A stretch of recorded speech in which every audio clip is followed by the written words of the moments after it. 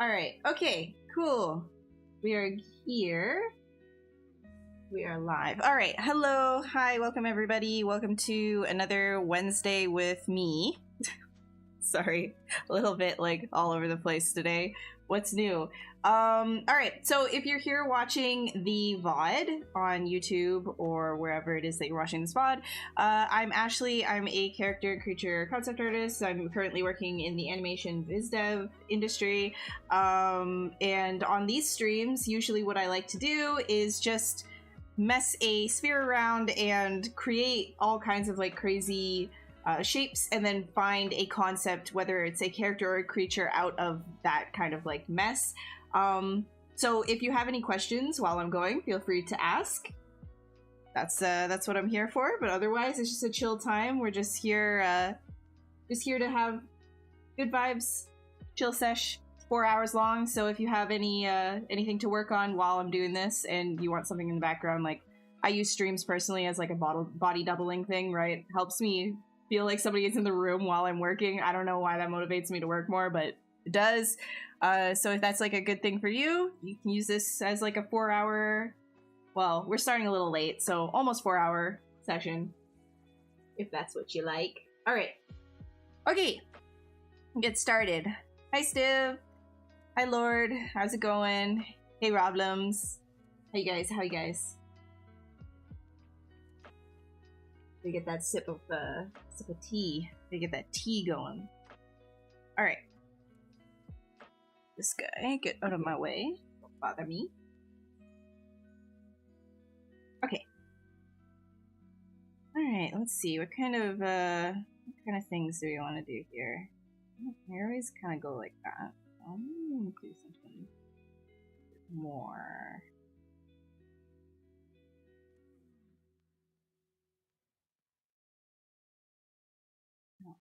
So I'm just kind of looking for some interesting shapes to start with. I like to do a lot of this zoomed out as well.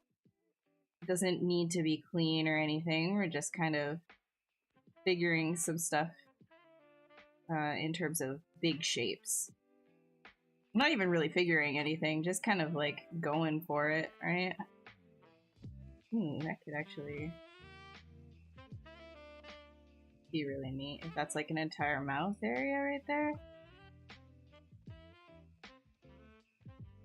All right, this is not the vibe in terms of music either.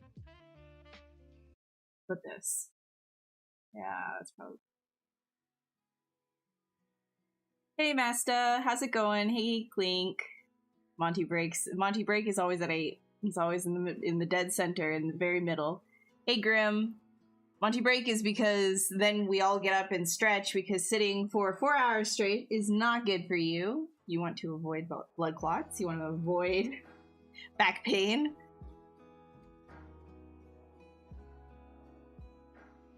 Okay. If I could technically like stretch this entire thing.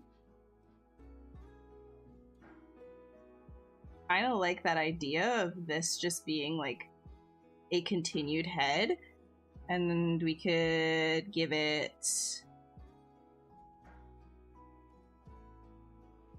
a little body. Yes, a body that small. No.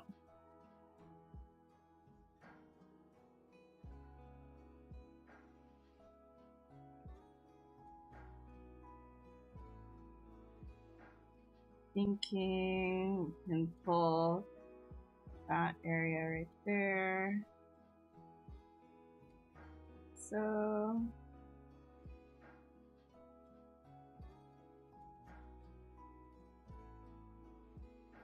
this vibey. This, grab that and continue the curve down. So I'm thinking about like the chest area right here, and so then this would be like a rib cage. Thinking quadrupedal. This guy.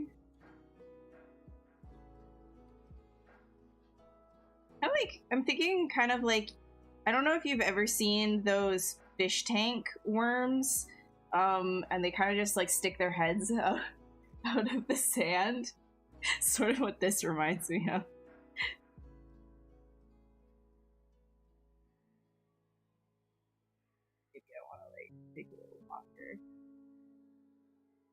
I am so inspired by that.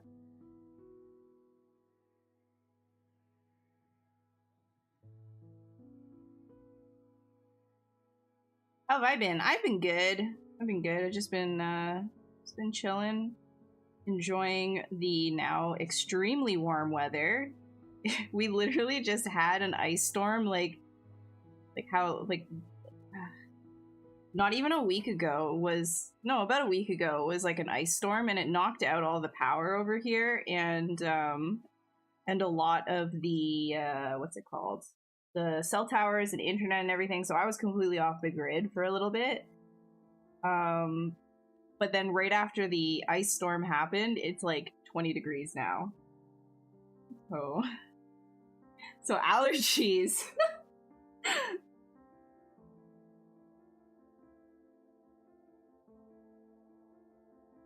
Described me at the beach. Oh yeah, poking. Do you do like one of those? You've seen like people who like completely bury themselves in the sand. I don't know how. I would get so claustrophobic. I can't. The most I can do. No, I can't. I can't do that.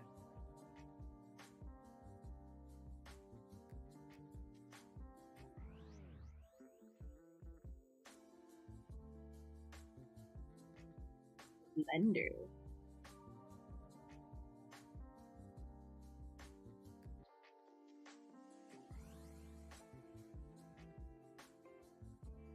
All right, let's get some leggies in here.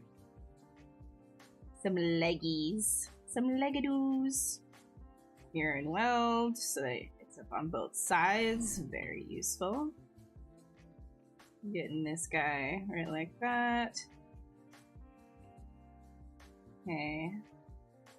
So that would be adult area.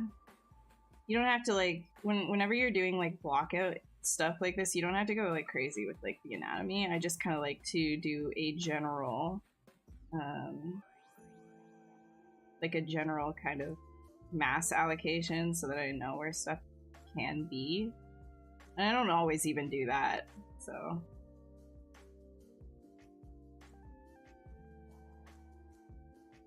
Okay.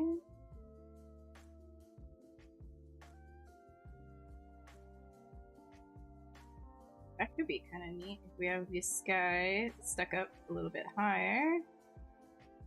Pull that over. So.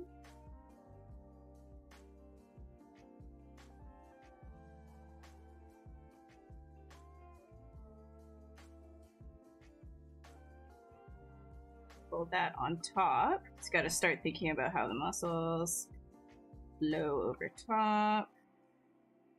And that guy will come down into here. And then we can utilize, because I'm kind of thinking like, okay, it's got, like, when you do quadrupeds, like fantasy quadrupeds, you can always just kind of take what you know about human anatomy to an extent and extend that. Unless you're basing it off of like a specific, like, you know, like a dog or something that actually exists. But sometimes you can even just take a human arm and work it that way.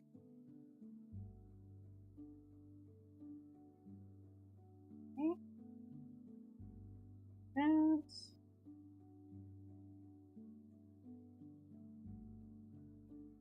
not afraid to be nice and zoomed out as well. I think here, actually, I'm gonna play with the size of the legs too. This guy to be big and slender, big snaky guy.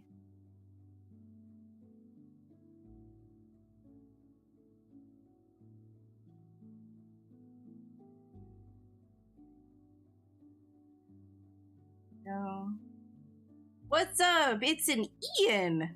It's an Ian once again. N. How are you doing? I was in your stream. I wasn't talking, but I was in your stream, just kind of like using it at the side while I was doing some drawing earlier. Very, very chill. Oops. you guys don't watch Ian's streams for ZBrush related stuff, you definitely should, because he's a very, very good teacher. Yeah, let's put back face masking on for play build up, makes things palatable. This creature is shredded. Yeah, that's what I was saying, is just like I like to just kind of put the stuff there and then figure out things afterwards sometimes, just so that I know like what the flow of stuff is. But it's kind of a process that's always in flux. I know you the best. How's my eye doing? Oh yeah, I'm still doing art. It's definitely not good. It is not good. I'm not gonna lie. Not good. And okay. Close your ears if you don't want to hear this. Squeamish. Get ready. I have to get actual injections into my eyeball to help stabilize it. Yeah, that's right. Not good. And I think next week I need to go for another one. So pray for me. should just like film it and send it to make everybody watch it. Look at the needle going into the ball.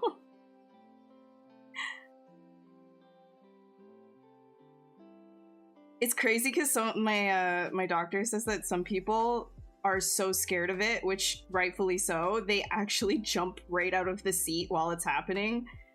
Like, it's like bad, so she has to be like really careful about it. But she does so many of them, right? For usually it's the people that are having it done though are usually much older than me. So sucks to suck, but it's where I am. What's up, Juan? How you doing? You'd have to knock me out before touching my eyeballs. Yeah, see, that's the thing. Like, they have like an entire process. They even have like a thing like the Clockwork Orange that holds your eye open, and then you just have to like breathe. So they put like a little bit of numbing, and then you just have to breathe. And I'm so thankful that I know how to just clock out mentally. I can just clock out. So at least there's that.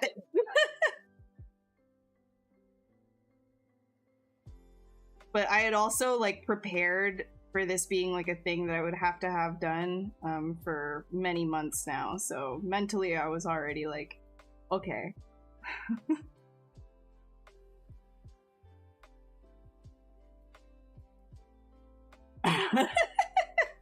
I love traumatizing people with that too, because it's like, now you can't make fun of me because I've had the most metal thing done. No, I'm being optimistic. I still have, you know, I'm thankful my right eye is carrying the team right now, so I can't be too woe is me about it, right? We're good.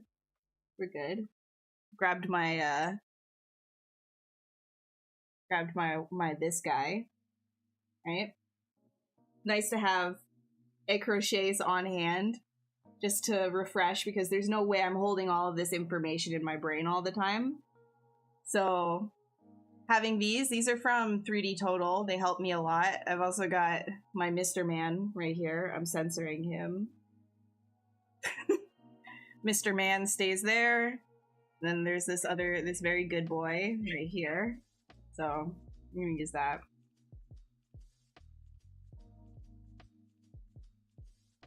Your wife was explaining the procedure? Damn, yeah, what, did she have to get it done? Because that sucks. Yeah, film for science. I know way too much about the eye. Dude, it's actually so funny. My doctor was like, so it seems like you've been reading a lot lately. Like, yeah. Yeah. But what's what's more what's it called? This is not something that should be happening to somebody like my age, right? So they're extra on top of it.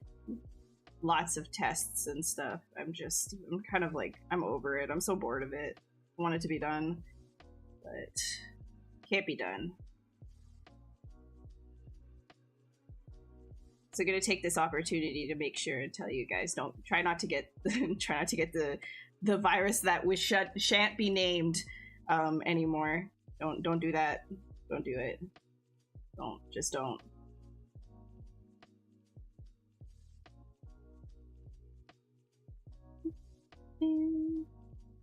All right. Probably gonna be too high res. Yeah, that's too high res. We'll do 30. Probably fine. Oh, she's seen it done. Crazy. She a doctor? Is she a nurse? She work at a okay, I'm asking too many questions about your sorry. She just like go and chill and just be like, you know what I want to see today? I want to see eye injections. That's a good time, is like going to see eye injections.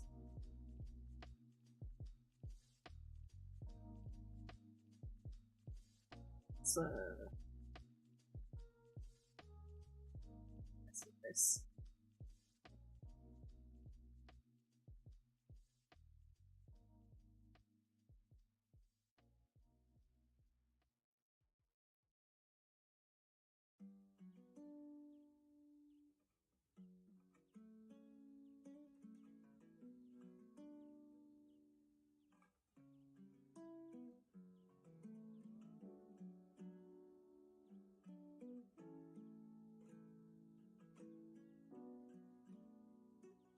Even longer. If we like make it like a real long boy. Long boy, you know? And a meshies. Yeah. So yeah, I don't want it to get spicier. So that was happening for a while. It was just getting progressively worse, and weirder things were happening, and I was just like not having it. I was at one point, it was like I was in the hospital every 2 weeks. It was so not great, and they were very confused because of the way that it was happening. It's usually with something like this, it's like a one and done. That's what my doctor was saying. It's like it'll happen, the event will happen, and then that's done. But because it's likely caused by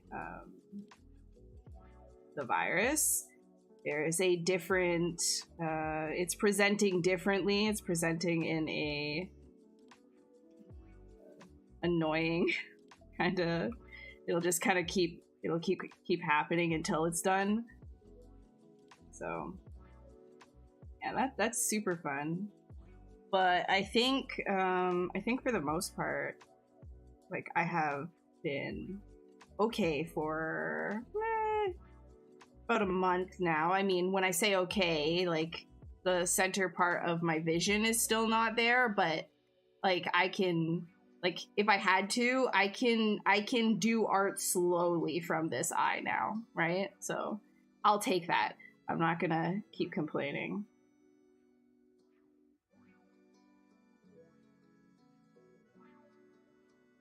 Long.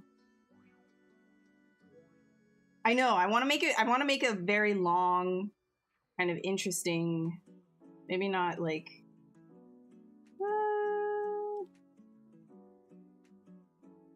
Do I want this long? No, I don't. I'm gonna keep like figuring out the proportions here. Let's see. Maybe I want this lower.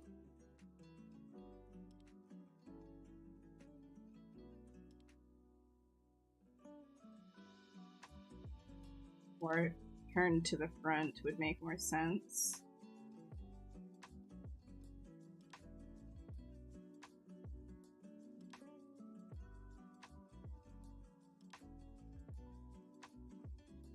Yeah. I'll be fine. I'll be fine. I don't know that I'm gonna be fine. It's fine. It's fine. And if I have to get another injection, don't worry. Don't worry. I'll tell you all about it because I know that you guys want to hear everything to do with the injections. Because it's like the best topic ever.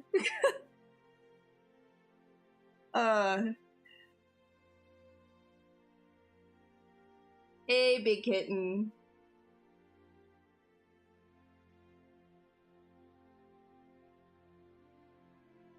Oh, she has to take somebody to that appointment? Damn.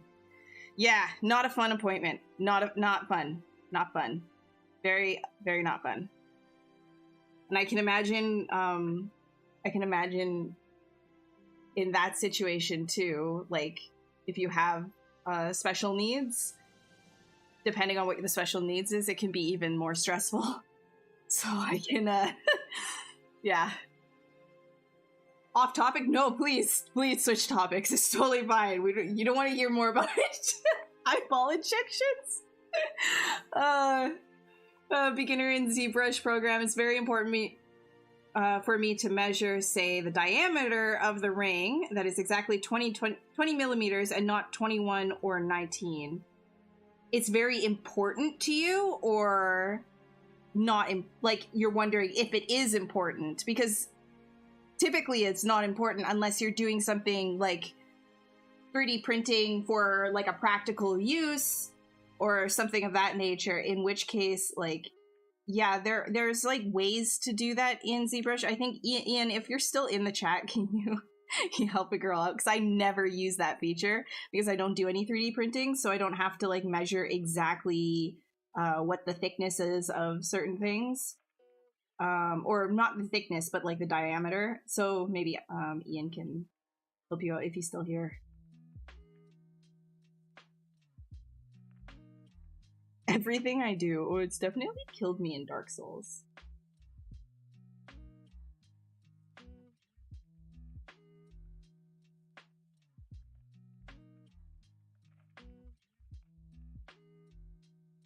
This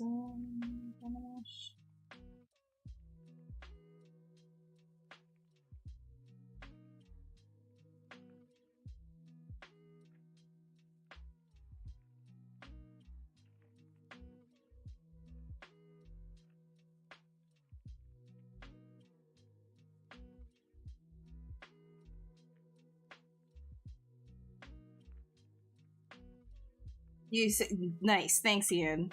Appreciate it, and I'll just like bookmark that too because that's something that I literally never use. But I get asked it and then I forget because I have a bird brain to share the goods.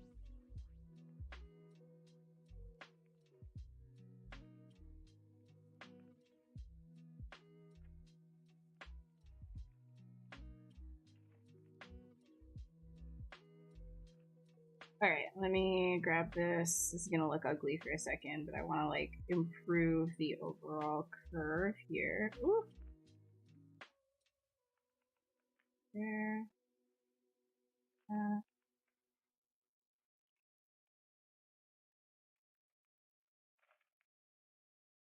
Really want this to be exaggerated. That, and then I'm gonna try and do things a little bit more angular as well. Yes, this is gonna be very, very stretched out.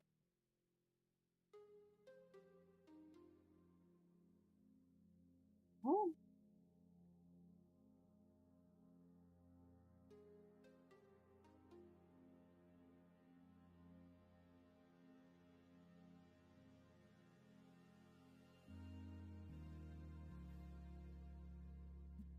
And get that here. More.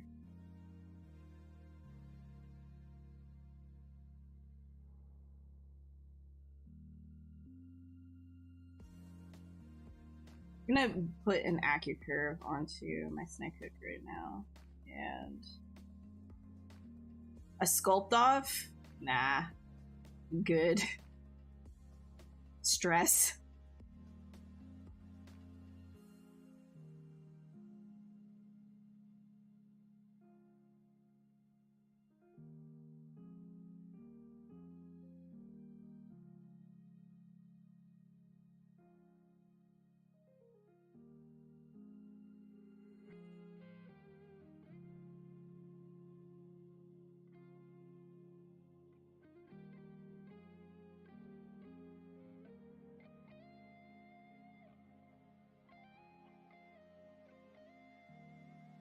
see.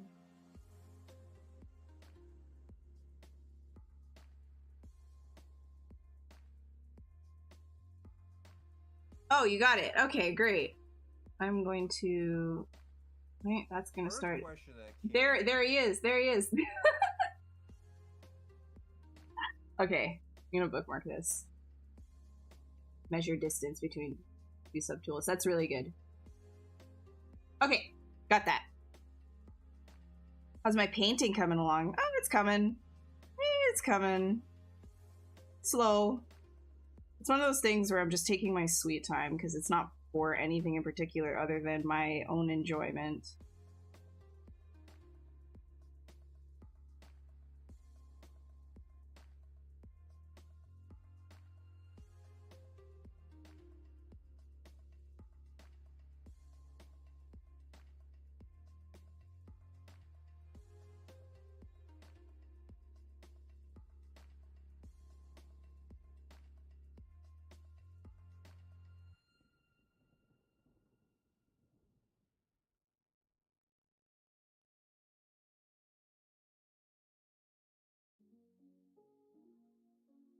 Make the head relatively tiny, and I want to ensure that this is all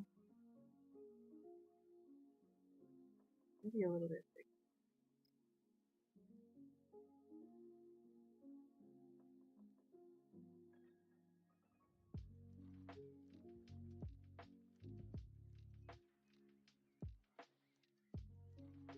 Oops.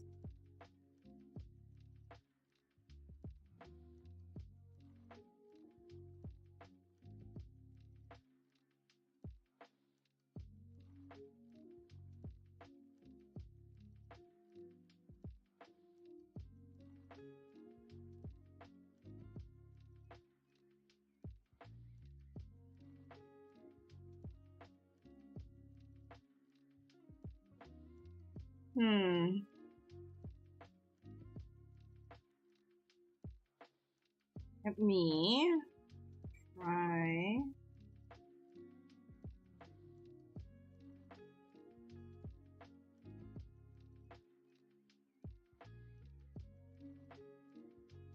Is your four-legged friend with under the...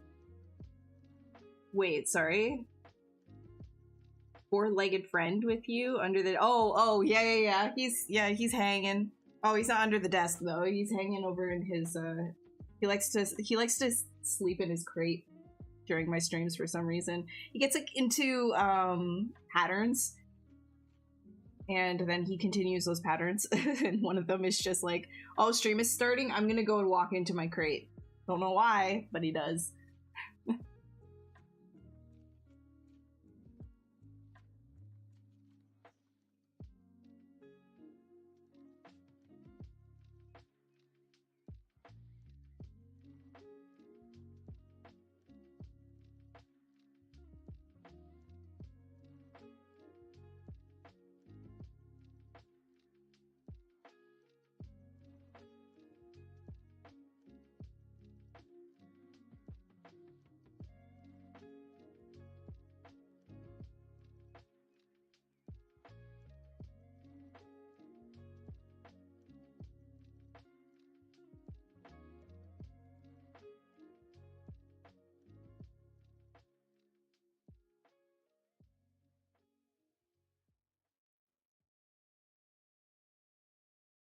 Oh man, I'm so excited. My the CGMA class starts soon.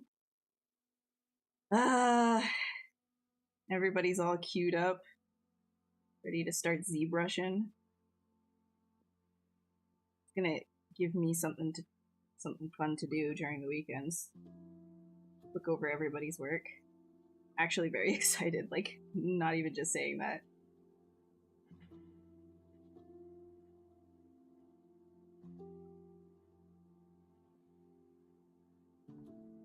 Kinda camel-like, isn't it? Maybe I can push this up.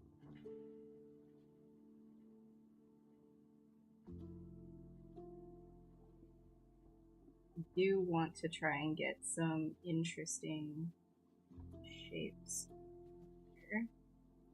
And if you've ever seen the creatures that I work on, you know that I love me some skin flappies. I love skin flaps. Skin flaps make me happy. Skin flaps also help to create flow within the character as well. So I'm gonna use them skin flappies. Okay, it looks like okay, I'm gonna make this tinier.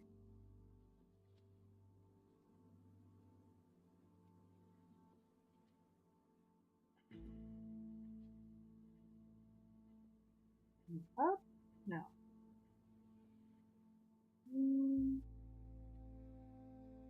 Trying to figure out what I want to do with this.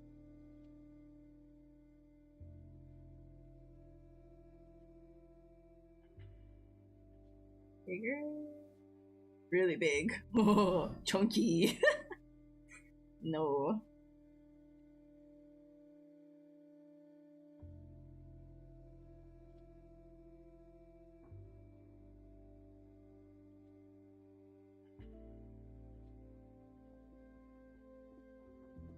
Krampus flashbacks? Why are we having Krampus flashbacks? We shouldn't have Krampus flashbacks. It wasn't traumatizing at all, and you shouldn't have flashbacks of it, just fond memories. Oh, are you saying because of the skin flaps? In which case, you know what? Fine, fair.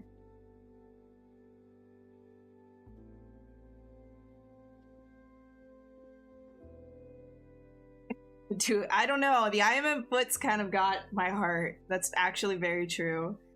I don't think anything can beat the IMM foot.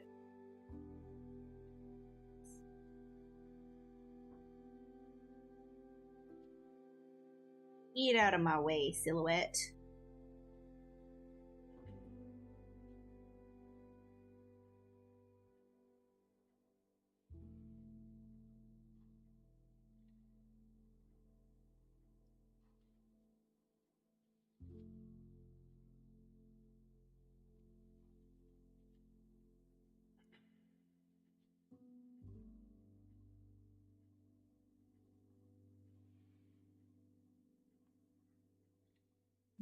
Miss flashbacks color.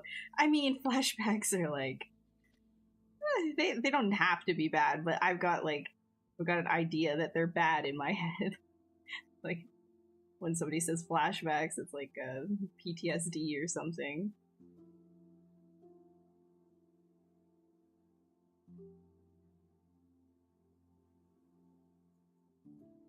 Curve. Now you could use the modifiers for this, but I'm just like so used to using the gizmo to create curves that that's what I do. But yeah, you could use the modifiers for something like this, no problem.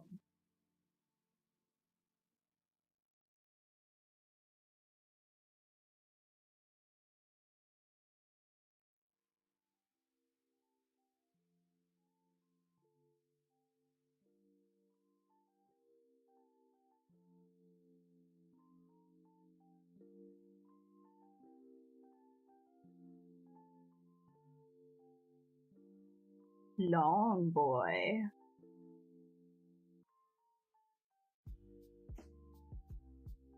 Good morning, Key. Is it Key or Kai? Or neither? My apologies. But good morning. Rocket booster tail. Is it a rocket booster? Maybe it was. Maybe we can put a jet engine right here.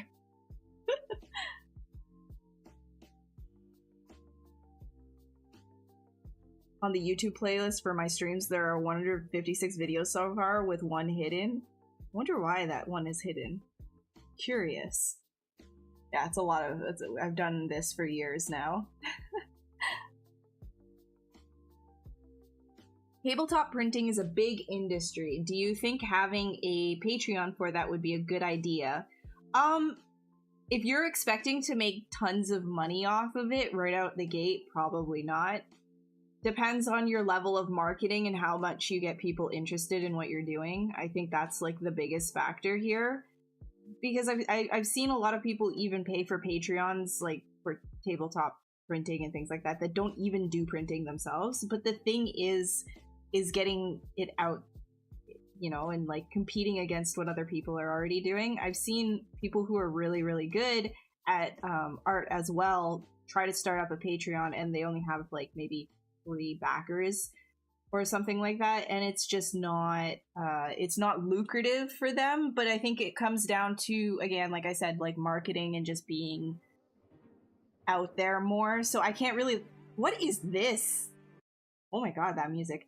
So I can't really like tell you if it's a good or bad idea. I think if you're enjoying it, if it's something that you want to do, then do it. But I wouldn't go in personally, this is a personal opinion, I wouldn't go into any of this, anything Patreon related, thinking that you're going to make your main income off of it, especially not right out of the gate. Like, schedule things that you're going to do with it, make sure that you're on top of it, but most importantly, be doing it because you're enjoying it. I think that's like the main thing, and you will make a good product, I believe. This is my theory about all of this, is you make a good product if it's something that you genuinely enjoy doing all the time, rather than something you think that you need to do because you think it's going to make you money. I think the driving factor has to be you really like it. If you really like it, I'd say try it.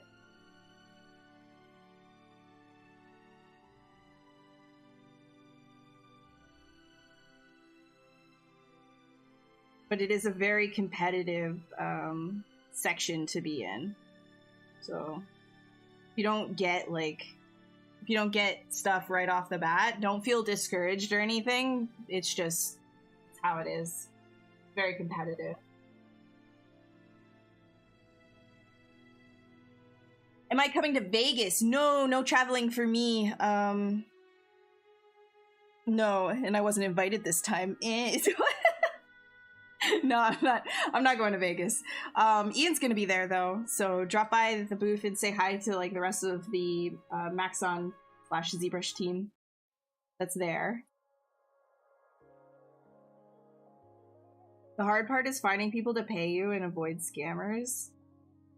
I guess, yeah, there would be a lot of like scams and stuff going there, but it's also about like, you need to really enjoy, when it comes to like art stuff, I find you need to really enjoy. A lot of it comes down to the community that you build. You build that community by being genuine with people and sharing something together that you really like, right?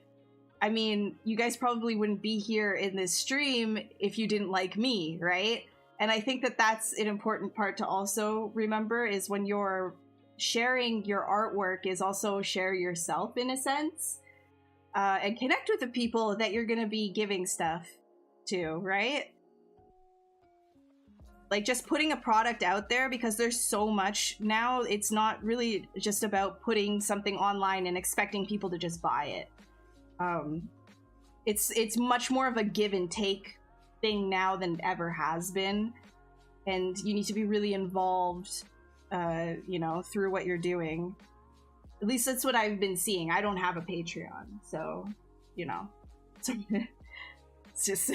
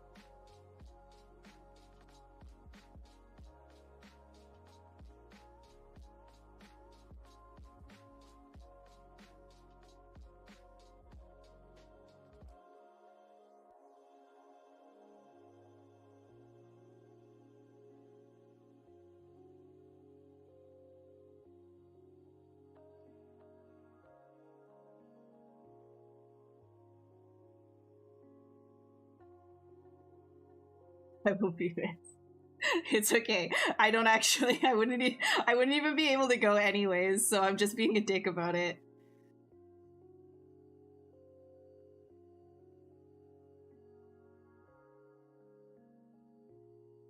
Like that first time, like you, I remember you guys invited me the first time, and I was so excited to go, and then like I couldn't. I ended up not being able to at the last second. So it's like I'm just being a goober about it. So don't worry.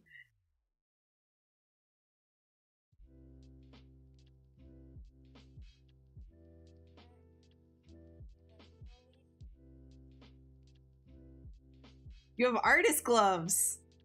Fancy.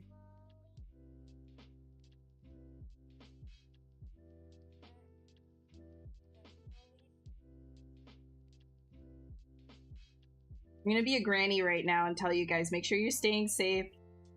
And if you're in a big crowd of people, wear your respirators / masks. Don't get COVIDs. Stay safe. I feel like I have to say that because of my situation.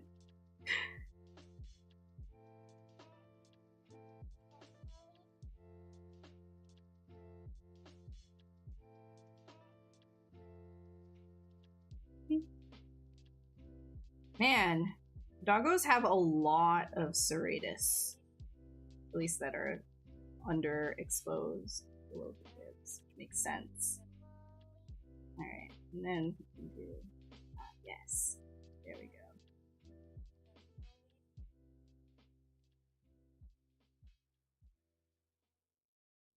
Pull that down a little bit.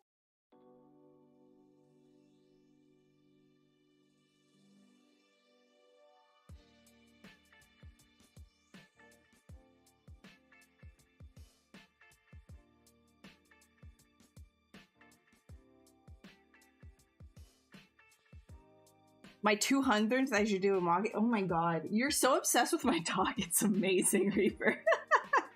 I love it. So funny.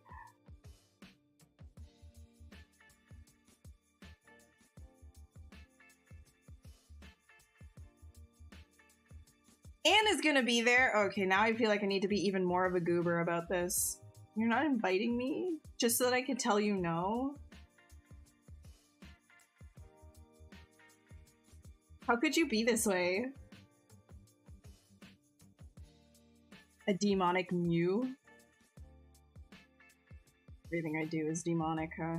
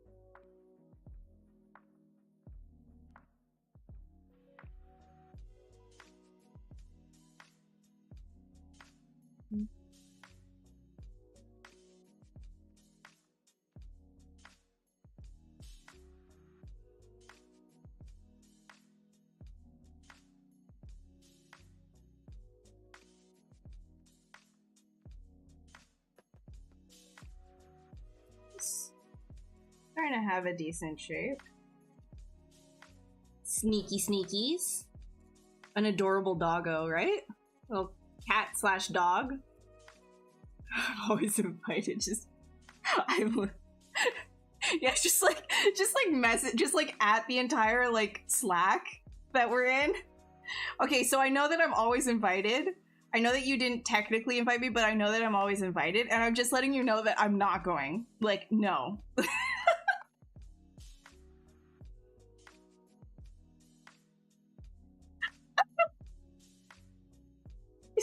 bad. Oh my god, I already feel so bad about the first time saying that I couldn't go.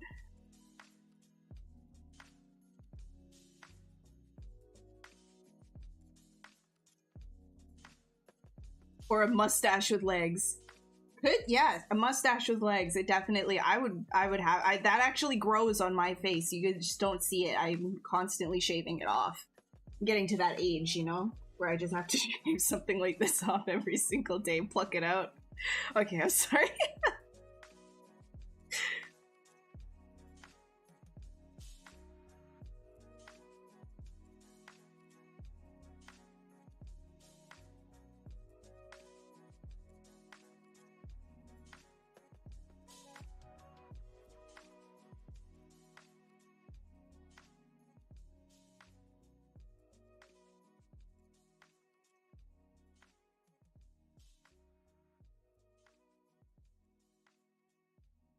Face area.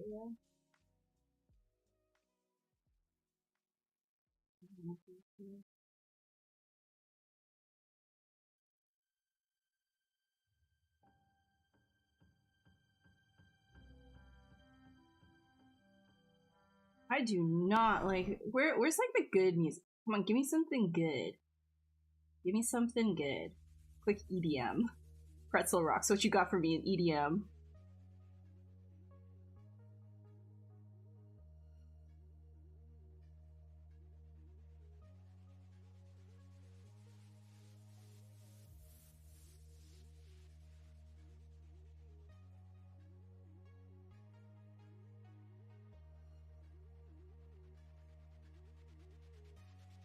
Genuinely though, like, okay, so my, like, I wanted to do like a little thing about the fact that like my internet has been out for like almost a week.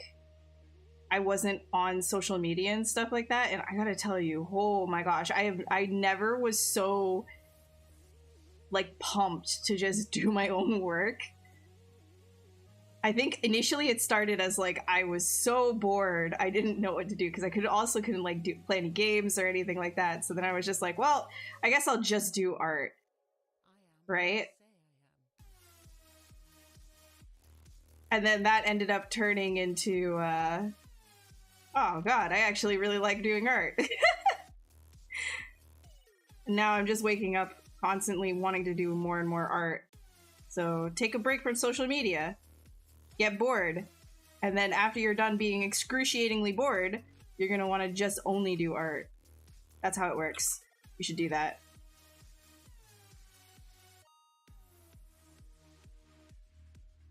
Is there a way to save a mask selection? No, but what you can do, it's a kind of a workaround, is let's say you were to mask out this and you wanted to save this, come back to it later. Control W creates a poly group. Right? So then if you were to, I don't know, take your gizmo and then control click on it, then you have it masked again. However, it's like you can't then do a selection like this and expect this one and this to be its own, right? So like if you were to do a polygroup here, then this polygroup now has that cut out of it, right? So just keep that in mind, but that is the workaround for something like that. Masking selections, you can use polygroups to kind of work with that because there's no like actual selection save. It's not like Maya or Max that way. So you're thinking of making a humanoid character, an anthropomorphic raptor. You're just wondering if you should make the base mesh in Maya and then port to ZBrush, or do it all in ZBrush and then retop and rig in Maya. Reaper, that honestly comes down to what are you more comfortable working with. The base mesh in Maya method is definitely an older way of doing things. However, older does not always mean worse. It really doesn't. So if you're comfortable with that, feel free, right? But personally, I find it faster to just do everything in ZBrush and then like chuck it out afterwards.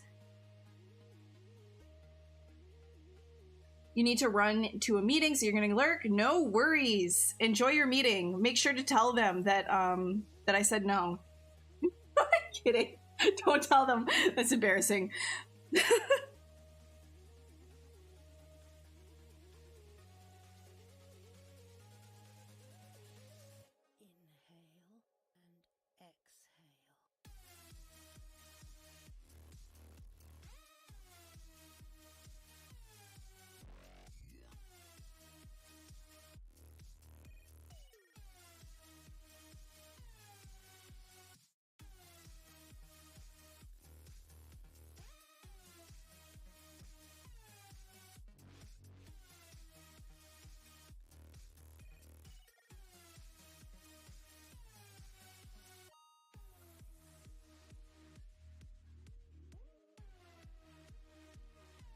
We'll make it a little bit cute.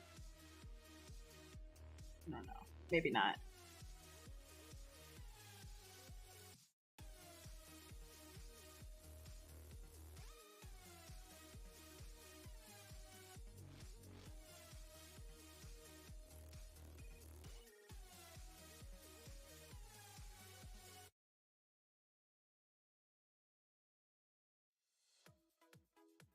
Hmm.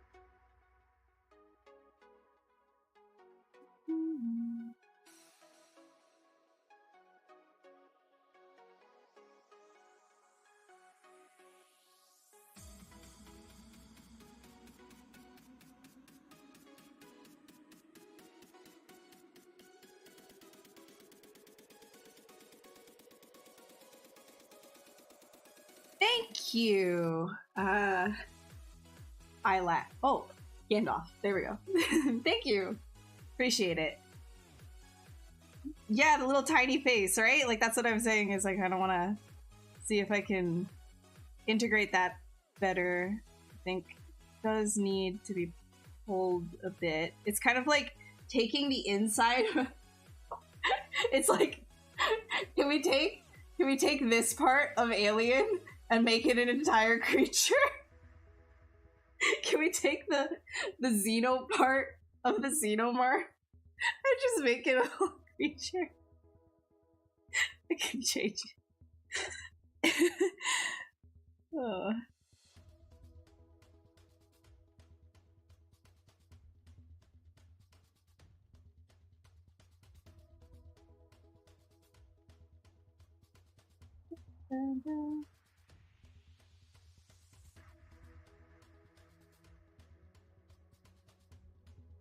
Right? You can see it, right? Xeno's neck. Yeah, that's what I'm saying. I just like, that's what I like. I saw what I was doing with the face, and I was just like, nah, that looks exactly like this little. I don't know if it'll wait, if I block my face, maybe it'll focus on it. I don't know if you can see.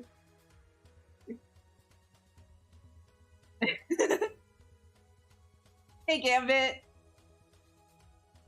A Xeno just to animate its tongue jumping out and taking a life of its own? Oh, you mean like the actual like inner mouth part? Yeah. You should do it. It's like he's tired of being in there. What property do you change the snake brush to so it works as a move brush? The snake hook brush, it's literally just snake hook, and it works like the move brush, except it doesn't have a cap on it. So the move brush, it will stop at a certain point. If I were to go and grab the move brush, it has like a fixed point, right? It doesn't keep going, which is actually good if you're heavy-handed and you want more precise little tiny movements, and it works for a lot of people. For me though, I like full range of motion, so snake hook lets you keep going.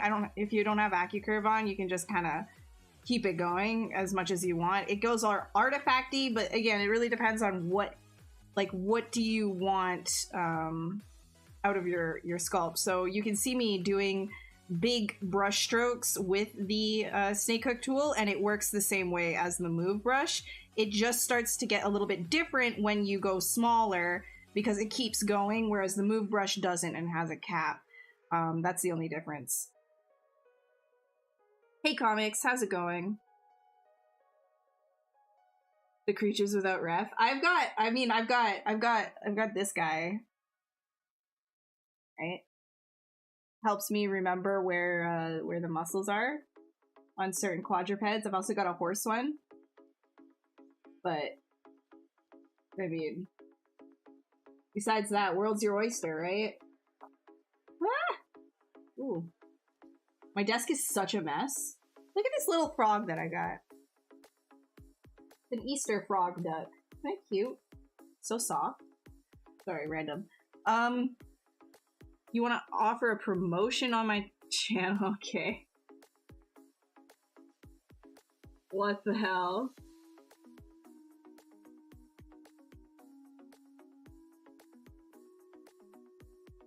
How come I can't ban? Oh my god, this is annoying.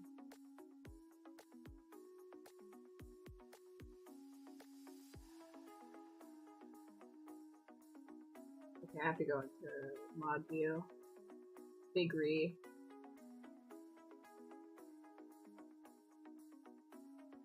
Oh, do I not have the...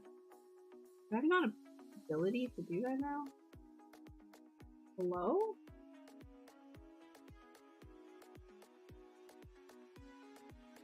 Sketchy link, click. Don't click that. There we go. Get out of here.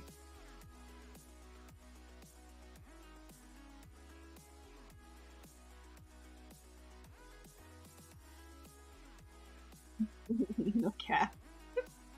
No, I'm pretty sure that means something different. Okay, let's see, what do we want to do here?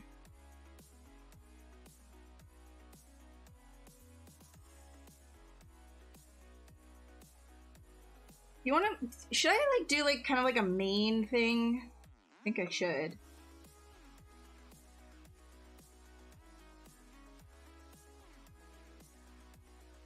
Yeah. Then we'll grab, like... do we want something more graphic, or do we want something more... No, we'll do, like, hair. Yeah, why not?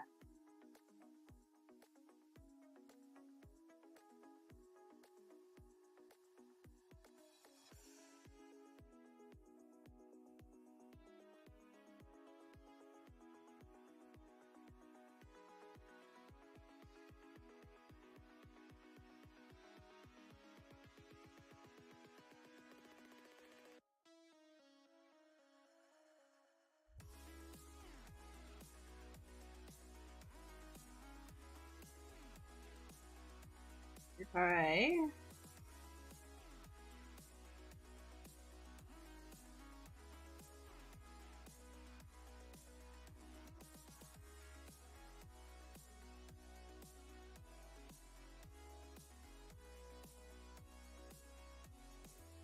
Oops.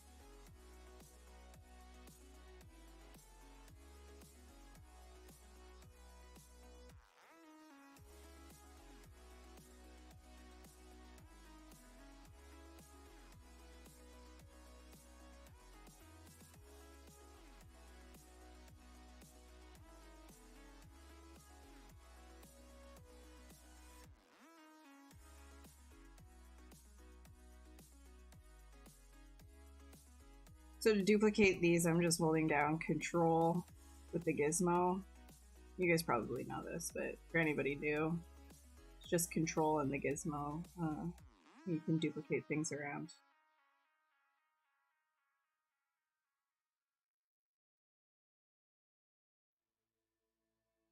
Some fiber mesh? Yeah, maybe. Maybe. Maybe.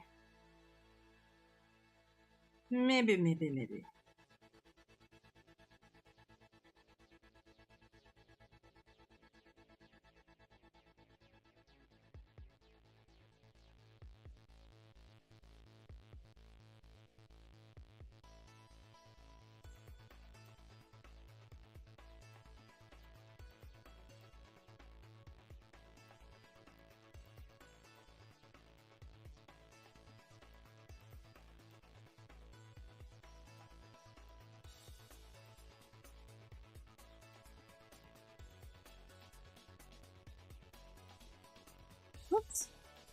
Okay.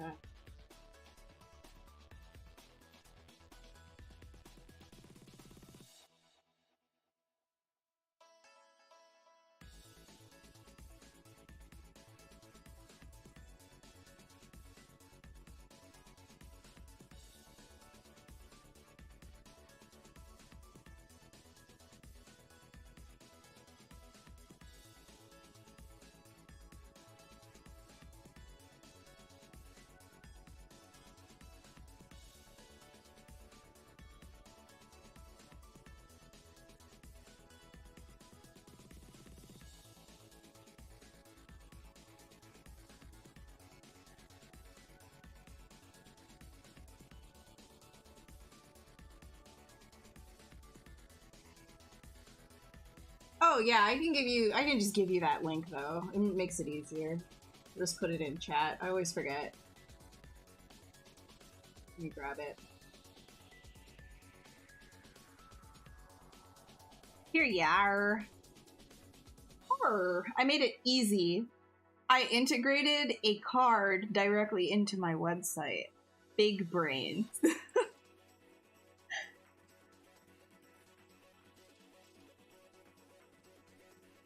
Yeah, okay, well, if you have, okay, if you're, honestly, if you are curious about anything that I'm doing, just, like, tell me. Actually, just tell me. And I will explain it to you. No problem. I just always forget, wait, hold on. I always forget to say exactly what I'm doing, specifically when I'm doing it, unless I'm teaching something very specific.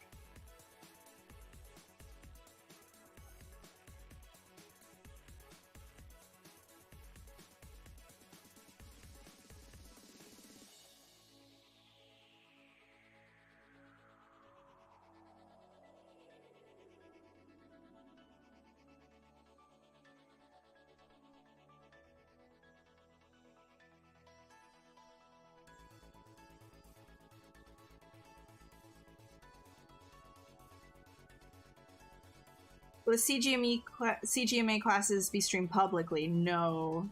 Unfortunately, that's, yeah, it's just a paid course. So, Michael Pavlovich is doing it every quarter, it seems. Like, there's spring, winter, fall, and summer courses.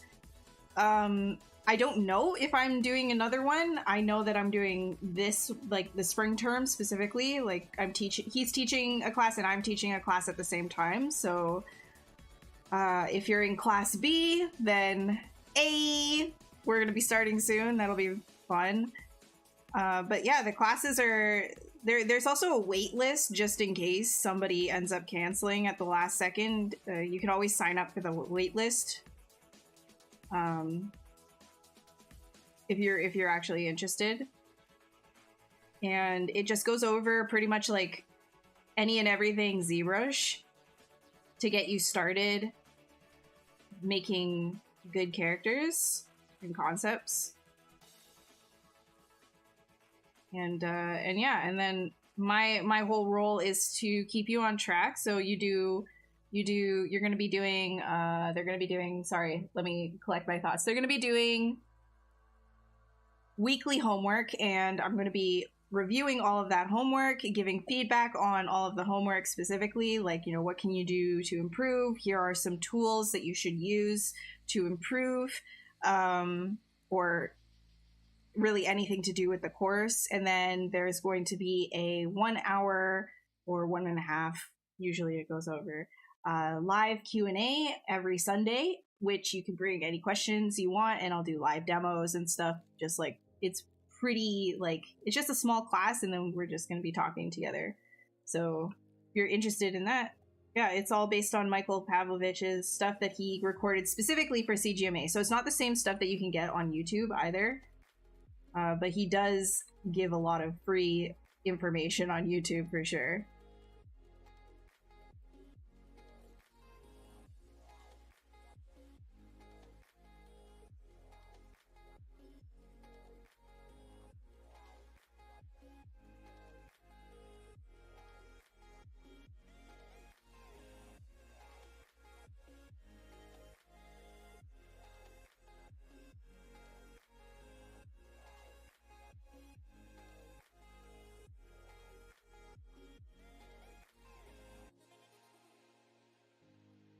Yeah, I'm like really excited for that. It's gonna be a lot of fun.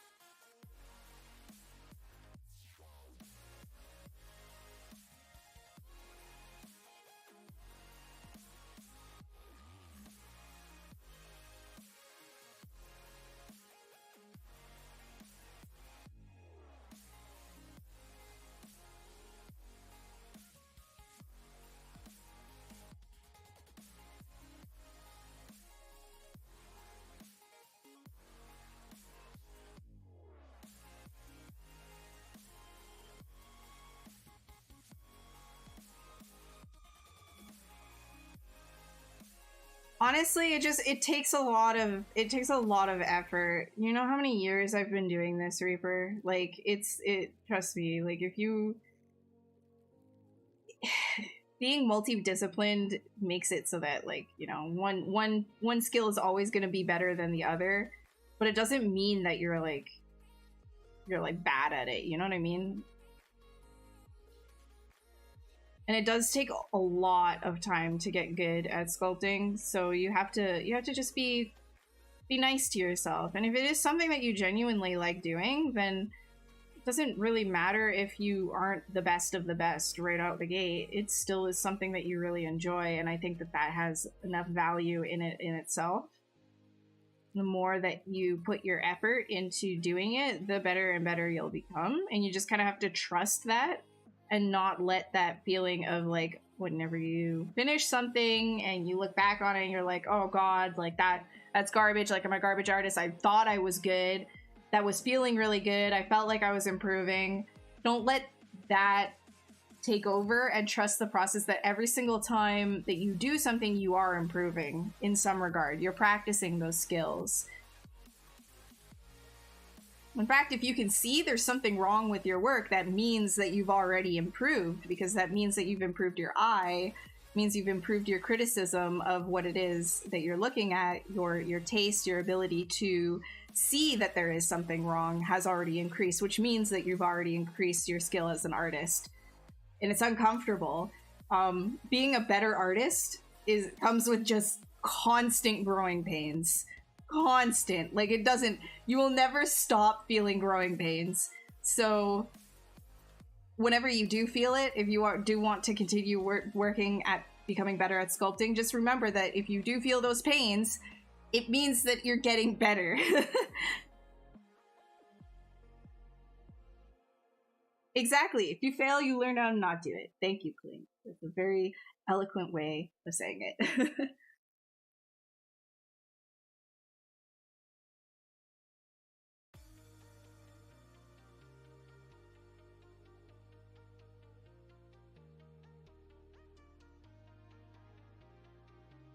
A neato quirk with how ZBrush handles VDMs with morph targets enabled, so it's pretty let's pretty much butt individual scales against one another without overlapping. Oh yes, so yeah, so if you're using a VDM with a morph target, it will maintain the same, like it will remember where the last one was placed. And it works this way with chisel brushes, right? So here, on that same note, Masta, here's another thing too. If you were to grab like the chisel brush, right? So chisel brush is using VDMs to rake across the surface. So if you were to use a chisel brush, right, it's raking. If you have this selected and then you want to do another one, but then it'll overlap. So if you were to, before you do anything, create a, where's my morph target? There it is. You store a morph target and then you start using your chisel brush here, it will remember where that last one was placed. It will remember the Z depth of it. And then you can continue and it won't overlap. It will, as you can see, it just kind of continues creating that. It remembers the Z depth.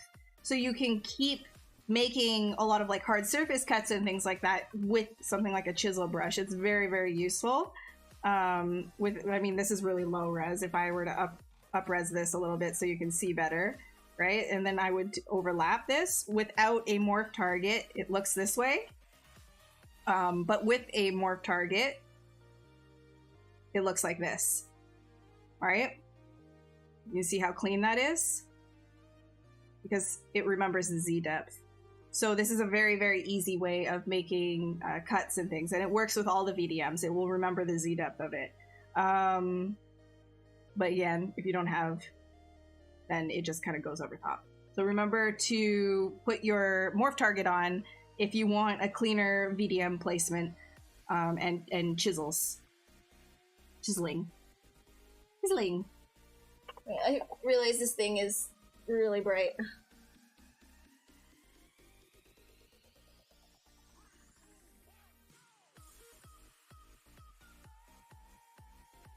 Hey, Syed.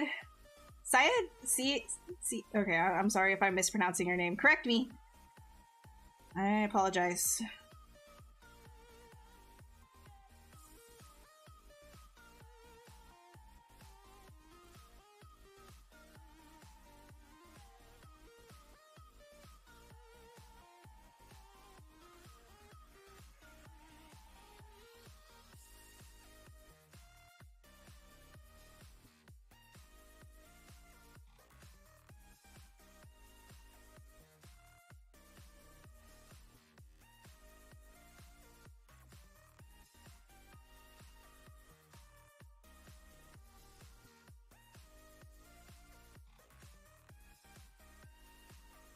What's up, Mage? Harry Snick. Yes. How do you retopo some stylized fur from VDM brush you put all over your model? Are you better to make an IMM brush with the already UVs in it, trying to see the best option? Okay, so I'm going to be annoying. I'm really sorry about that, but it really depends. When you ask a general question like that, it really depends on your output. Like, what are you trying to do at the end of everything? Are you putting it in a game? Are you doing it for film? Is it going to be printed? Like, all of these different things will mean different, you know, there's like easier ways to do things. But if you're gonna, it also depends on the style as well, because there's different stylized hair options that you can do for games. So if you're doing something that's really low res, it might be in your best interest to UV it prior, or if you already have an IMM that you made but it's not UV'd and you just want to place it down, that's fine, as long as it maintains the same poly count, that you can transfer your UVs per poly count, right, in Maya afterwards if you really wanted to. But aside from that, you would just retop it the same way that you would retop everything else, which would be very tedious, but it's still possible, right? And it just depends on like what you've already done. So you don't have to like redo everything because you didn't do it the proper way. It just might take you a little bit extra time.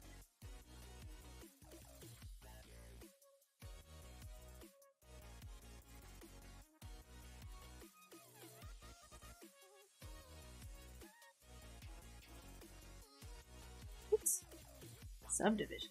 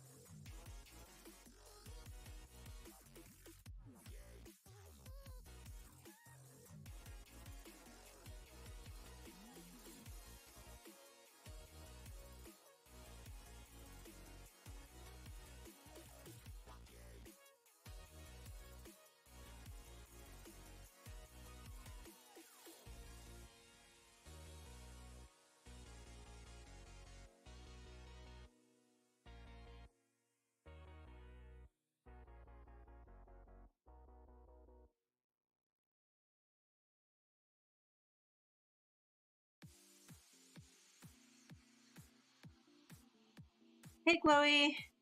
Thank ya. Wait, Chloe as in you're going to be streaming here, Chloe? Is this the Chloe that we're talking about? Is this the Chloe that has shown? Because if it is the Chloe, that is the Chloe that will be streaming on this channel, then perhaps this Chloe would like to share their socials. Wink, wink, nudge, nudge. Because there is a Chloe. There is a Chloe that's going to be streaming here. A very talented Chloe. And I believe that everybody would like to know this Chloe. And I'm just saying Chloe because Chloe's a very fun name to say.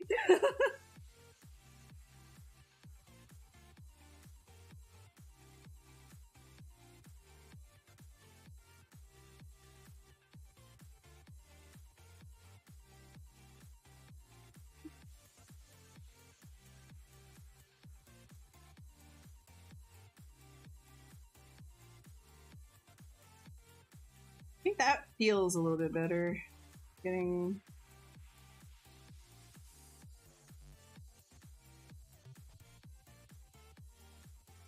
Ah! Sorry, screaming. My bad.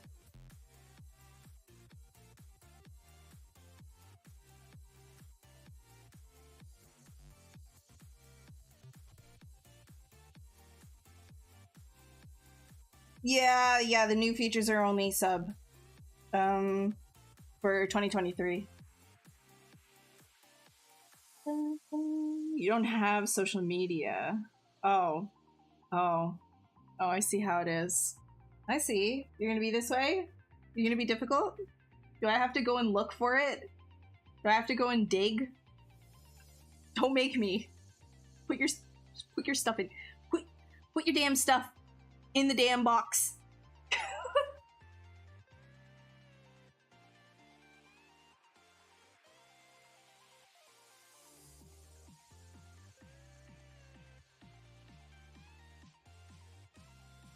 Do it!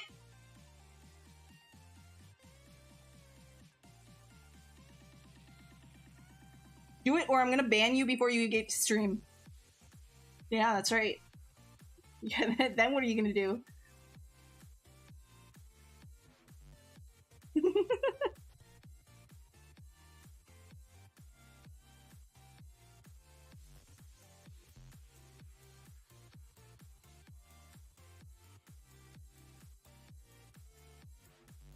No, see, look, oh my god. Oh my god. Chloe's in here just sharing their socials. Like, look at that. My god. That's so rude. Don't you see him streaming? No, okay, everybody, if you don't know who Chloe is, definitely go and check them out. They've got a whole bunch of really, really good stuff that they're working on right now. Their Twitter is in the chat. I'm so bad at this.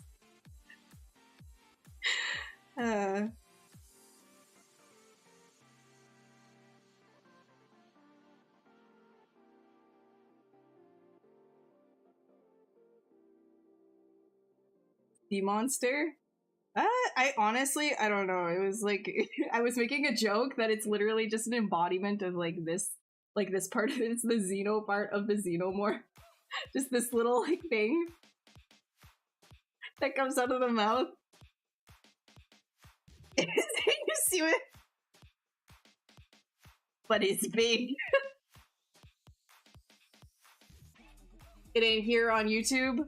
All right, allow me to graciously share Chloe's stuff.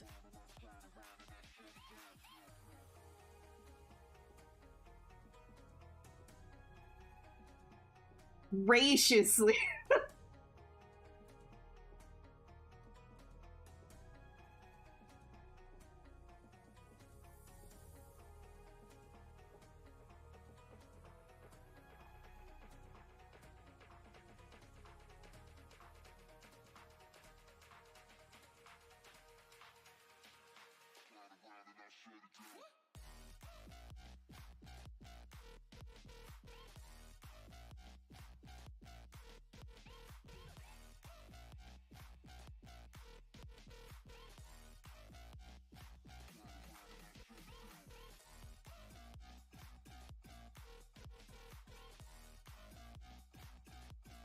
What? Drifting? True. We do have the power. Maybe one day you'll be worthy of the sword as well. Perhaps you shall be knighted. And you too can be ethereal and transport yourself through multiple phases of existence.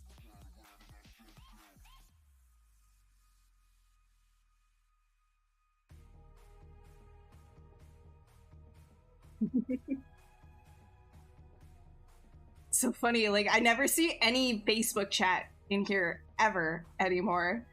Is that because it's just completely disconnected now? Or does Facebook streaming just not work anymore?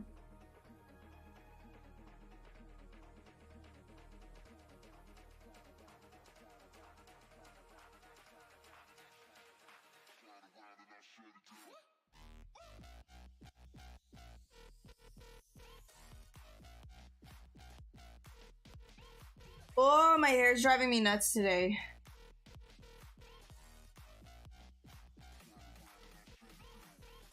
Okay, what do I want to do? What am I doing? What am I doing? Why is this 100 mil? Or 1 mil rather? What's going on?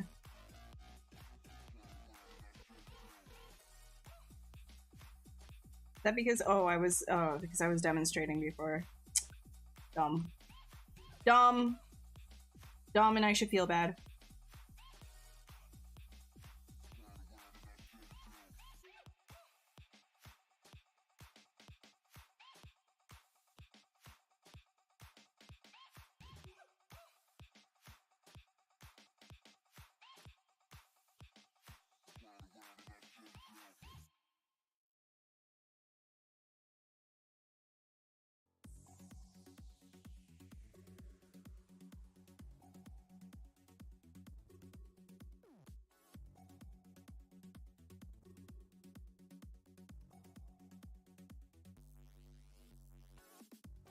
Oh yeah, it's borked.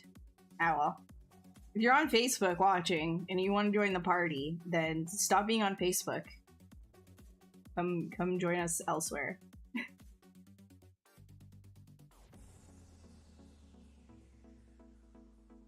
Okay, listen. I feel like I was enlightened. When I had no internet, I transcended this world. I have become more. Nothing can change my mind. In fact, I might just stop looking at chat because it's social, and social media is bad.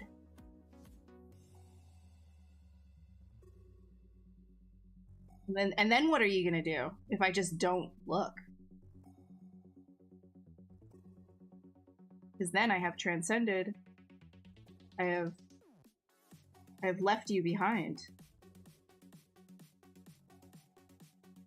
We're cleansed. Fully cleansed.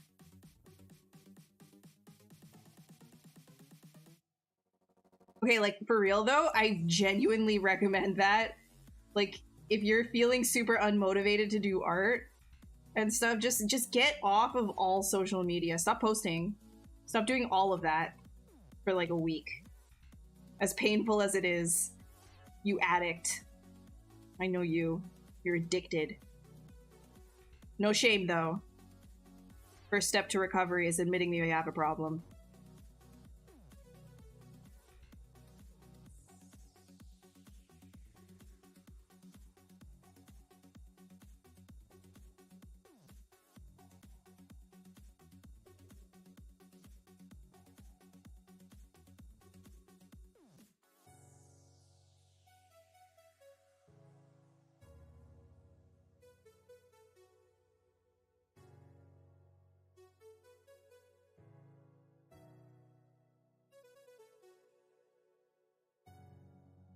Hey, Juliana, what's up? A beautiful snake. Your message is in the science news. Oh, God. Well, if I just completely remove myself from society, then you can't get me anymore. So maybe I'll just do that.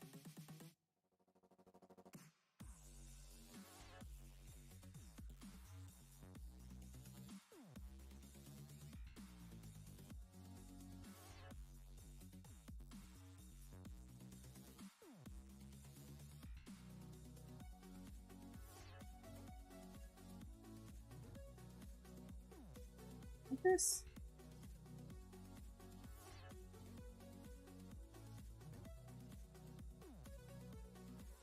Purpose? Unknown. We don't need to worry about that.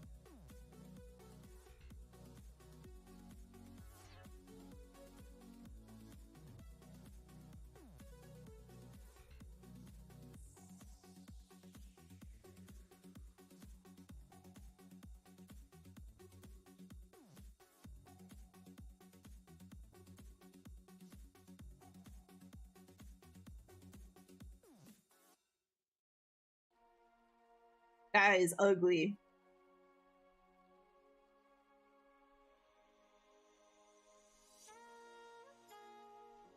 That is also ugly.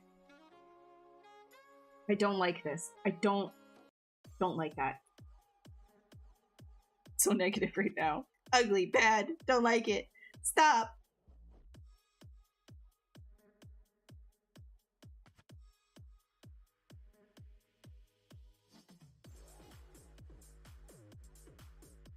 Maybe.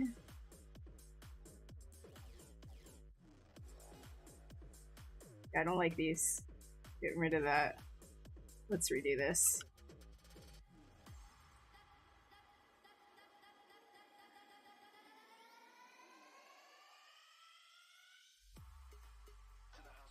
I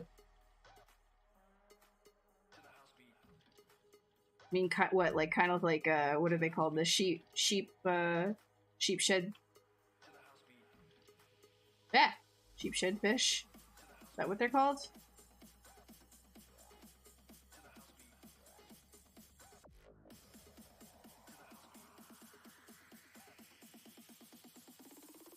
I don't mind that, actually. Kind of creepy, though.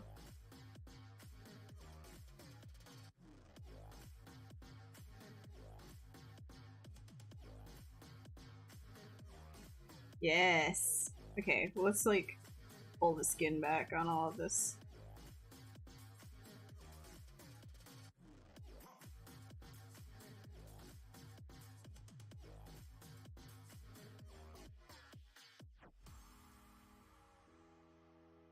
Yeah, I'm gonna pull it back. Just gonna skin it. Big snappy. Waka waka waka waka waka waka. Sheephead fish, yes. Thank you, Leonard. How are you doing? How's it going? You got a mini smile. Just a tiny one, like the Mona Lisa.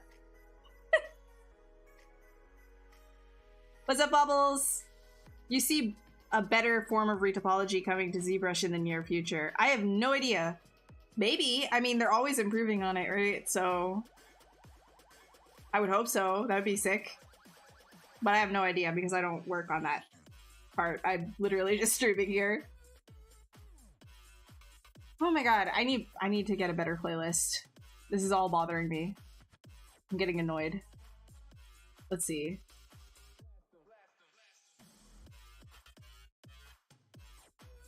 Oh, it's all locked. Alright. We'll just keep skipping then.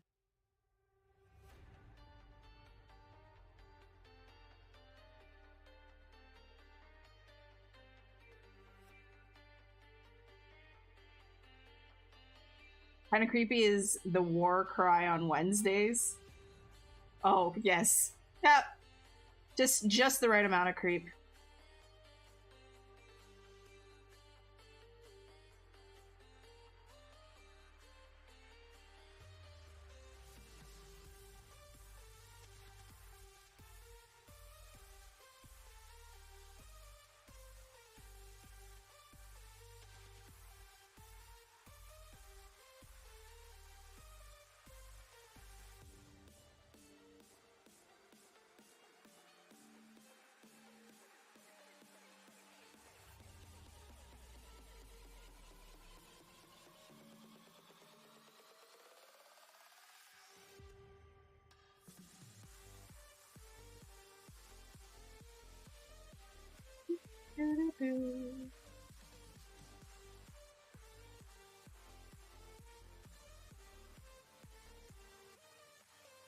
Okay, maybe this will be fine.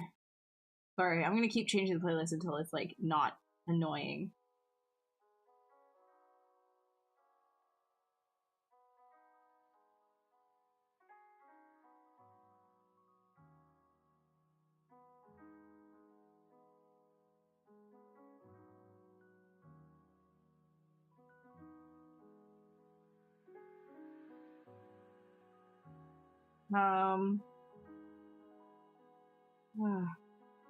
It's like nothing. It's all locked now. I would have to pay. I'm gonna put you all to sleep. Whatever. Sleep then. Hush now, it's sleep time. Oh, I talked about my eye earlier. It's still bad. Still borked.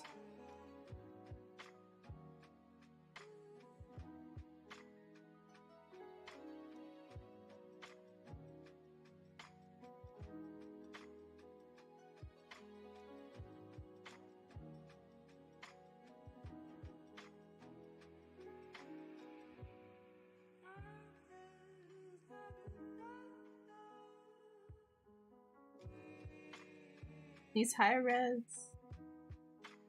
Wait, maybe I can do all of this stuff. Kinda. Yeah, wait, where is this? We'll just merge down. And this guy. Merge down. There we go. Then resolution. Oop. Perfect. No, not yet. Classes start very soon, though. I think we've got 2 more weeks before the first, yeah, 2 and a bit before my first, like, Q&A with people and the feedback sessions and stuff, so. Close. We're close. I don't know if, like, anybody in here is taking the CGMA class. But if you are, let me know. Or don't. You can stay shy. It's fine.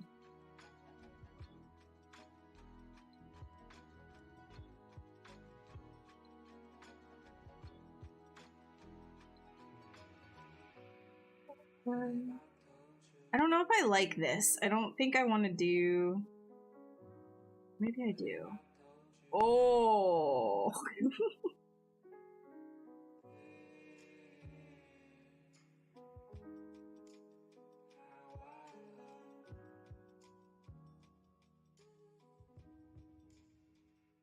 Just, like, not sold on...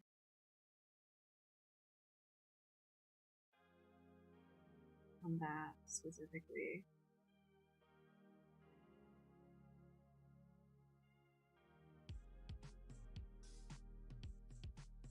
Do like this, actually. I might even want to do it a little bit more so.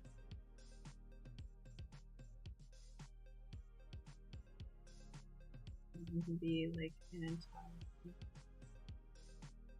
rest.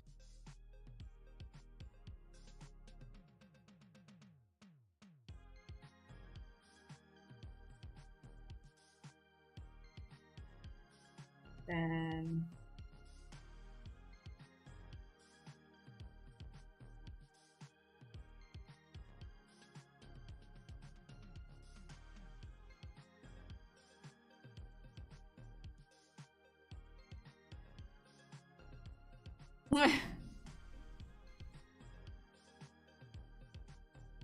everybody's a beautiful artist. If you make beautiful art, you are a beautiful artist. Easy.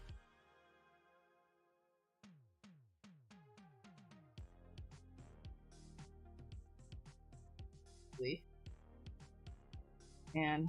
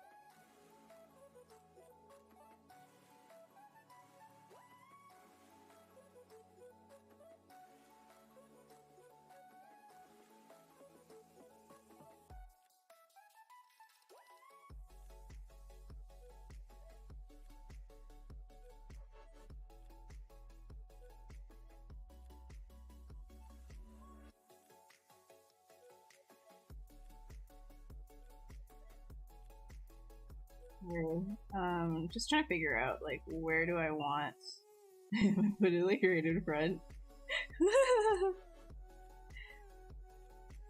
I mean, I guess this can work.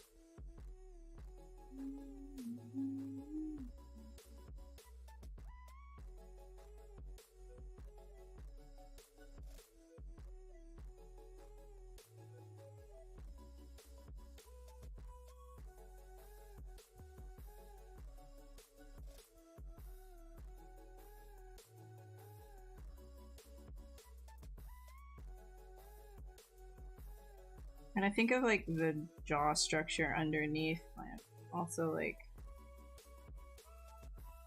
the overall neck muscles, because this is actually a lot more of like a subtle kind of a more elegant shape to deal with. So a lot of the transitions just taking really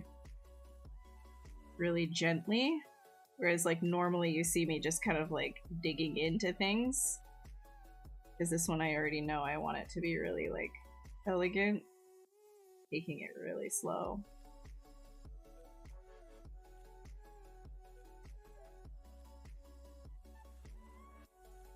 Ask you for a dedication. What do you mean by a dedication?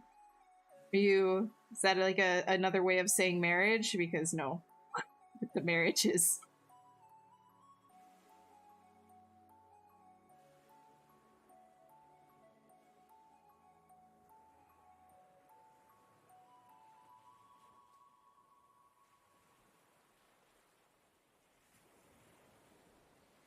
Your headstone.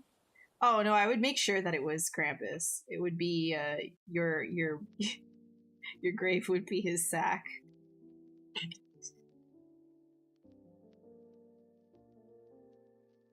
Sound good?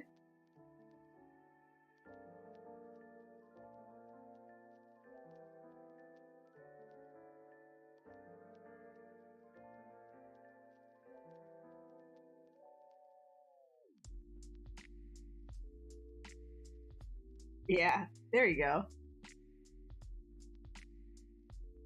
See, you were like, nah, Krampus doesn't, no Krampus stuff.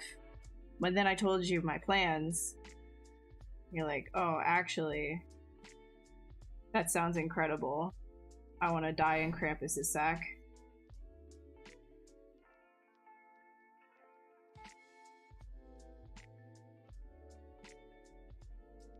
Want to eternally rest in Krampus's sack.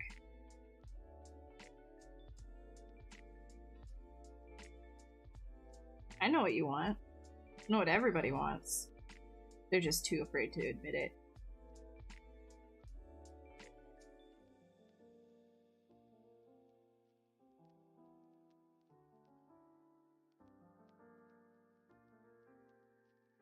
Your casket.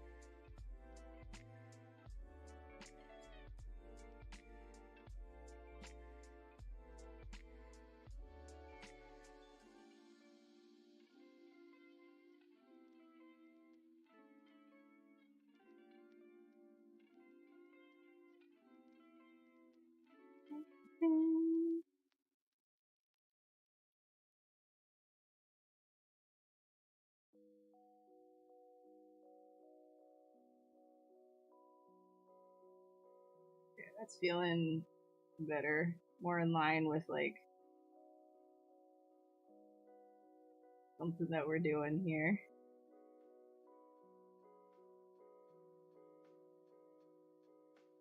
More elegant.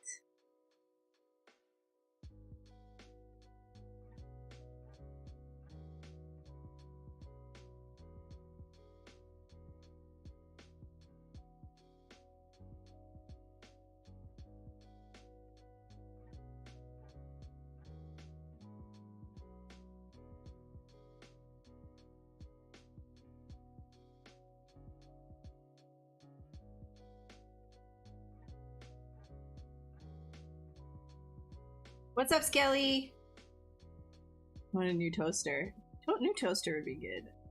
I like new toaster. I would like a new toaster. I still have the same toaster since I was in college. Needs to go. It's gnarly.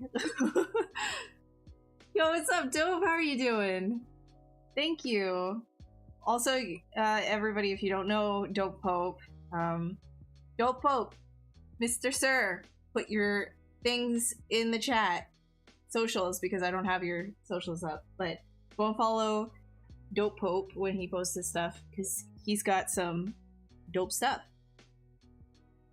Sorry for the cheesy shout out, but that's what I'm good at, is cheesy shout outs. So it's also streamed here as well.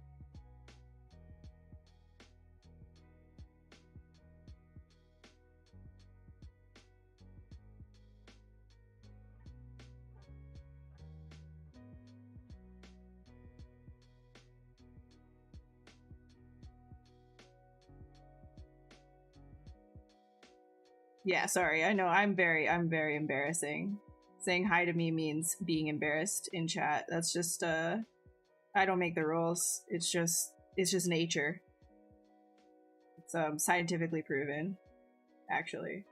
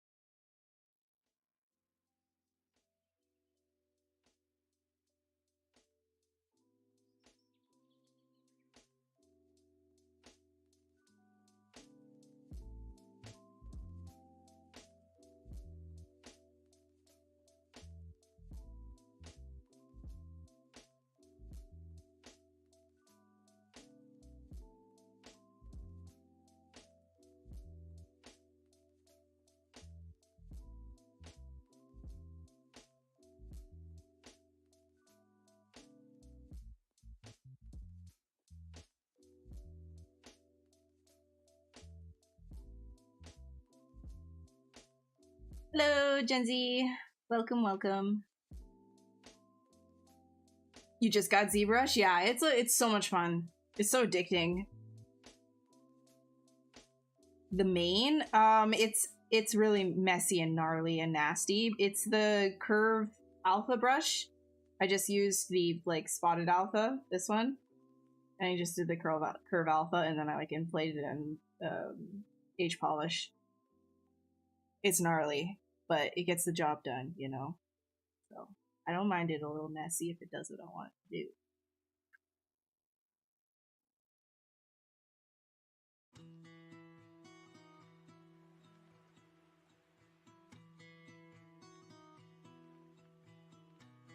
Yeah, the Cintiq requires a specific adapter. It's at least the old ones, the ones that I have, the one that I have requires an adapter as well.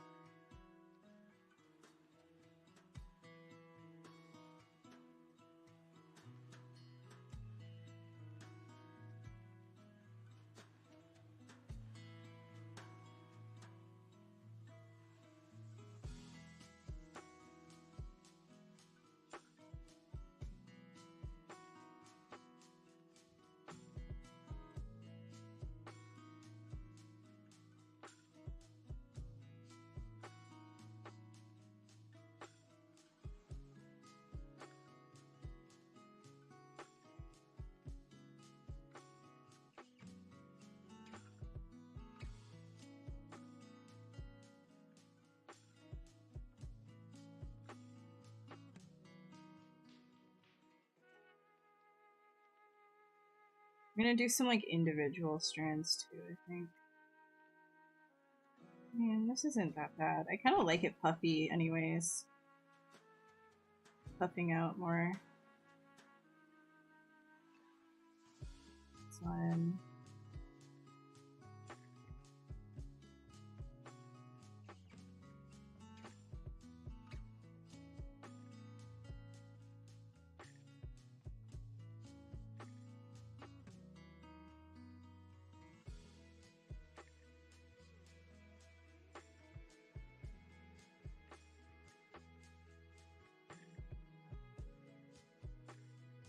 All right, I'll see you, Baubles. Have a nice evening. Thanks for stopping by, as always.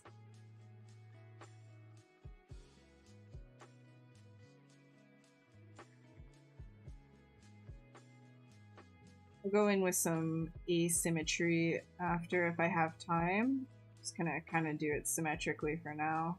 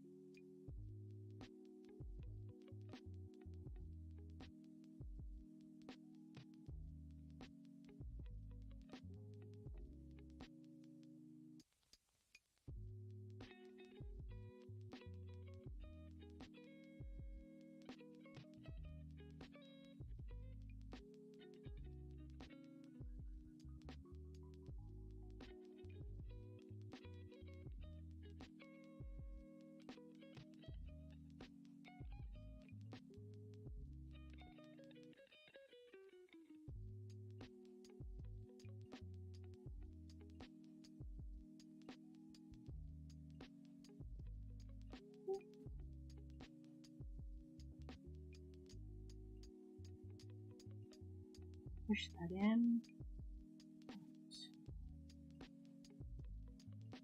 Thing is with like doing this kind of stuff with the hair is you really want to make sure that nothing is looking like it's obviously overlapping, because then that's how you get something a little bit more believable.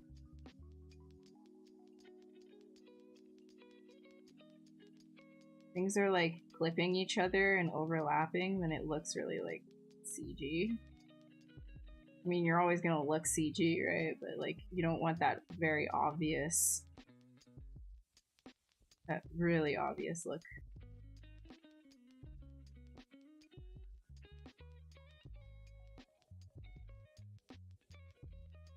Just to be a little bit more three-dimensional in here.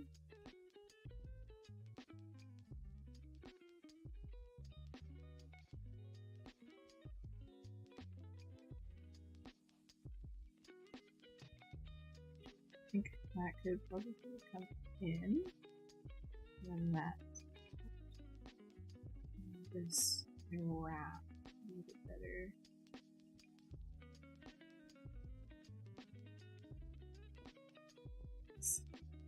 Mirror and weld this because I like what's going on right here.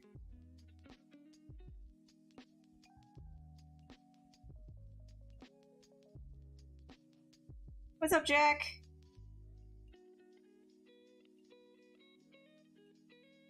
Hello, hello. Would you say using a pad is a lot easier? You mean like a Cintiq, like a display tablet? Yeah, I'm using one. I personally enjoy it. Yeah, I personally enjoy it a lot more.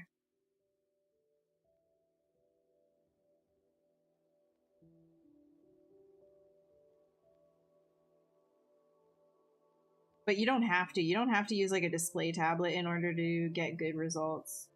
You can use a like just like a regular Wacom or like pen tablet, it doesn't need to be display. In fact, I think a lot of people actually prefer the pen tablet.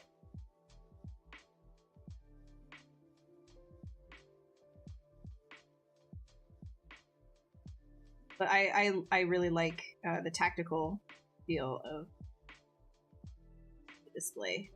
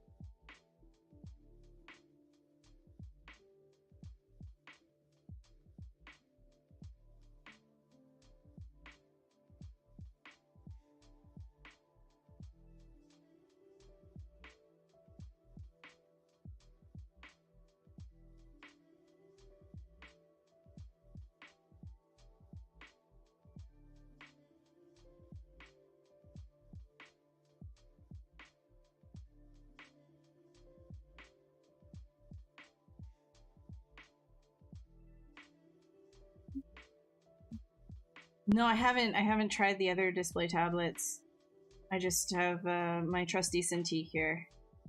Heard good things though, especially since it's like budget.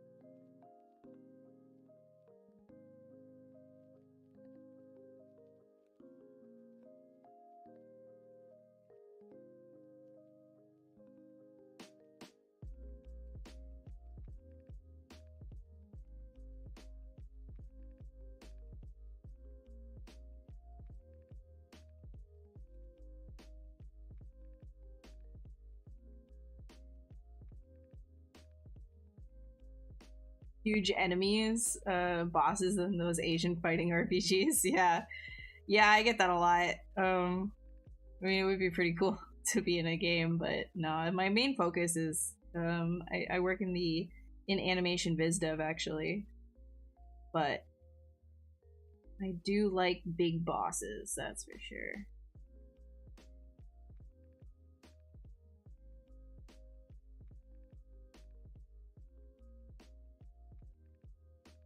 I just like creatures. I like the fact that art lets you explore things that are bigger than life.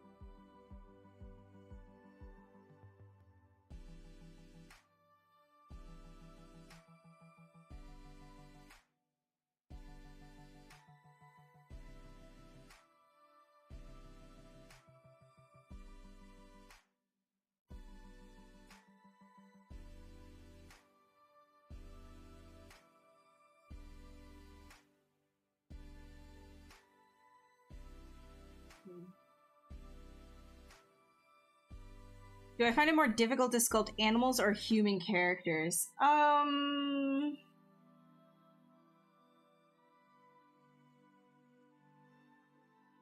think, well, for me, because I do it a lot, animals and things without clothing is a lot, like, it's faster and easier for me because I do it a lot. But I think they both have their difficulties. I find anything that, like, subject-wise, if it's the more hyper-real and less exaggerated something is, the more difficult I find it because it's hard for me to stay focused on it because I'm not as interested in that. So if something is not as interesting to me, I find it more difficult.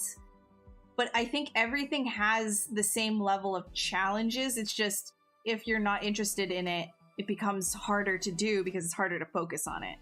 So for me, hyper real, I zone out. Like, it's hard for me to stay focused on it, and the amount of time that you have to put into making everything so precisely real, I'm a little bit too scatterbrained. Like, I want to jump to different ideas and things like that. So if I need to put an insane level of polish, and I don't mean like something for production is fine, like, you know, like stylized production, all that, like polished like that, that's like, I do that all the time, that's fine. But when it comes to like the things like something like what Ian Spriggs does, for example, like there's no way that I could do something like that. Like he's got another level of patience and ability to just sit there and focus on one portrait for as long as he does and make it as beautiful as it is and realistic too. Like, I don't think I want to jump on too many different things that I can't really, like finishing a project, like my personal project, it's like, it gets impossible. I have too many going at the same time, right? So that's what makes things difficult for me. Is, you know, I feel like I could work at anything that's interesting and do it and continue getting better at it, and you know, it would become easier and easier. So something being more difficult than the other, it really just depends on how much I do it, how much of that specific thing I do, and whether or not I find it interesting. Not the fact that the subject matter itself is more difficult. If that makes sense.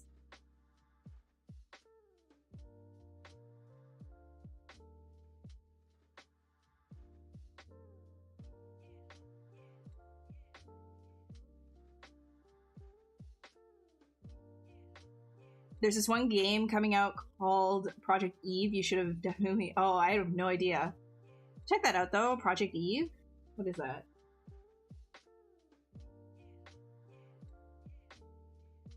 Put caps on.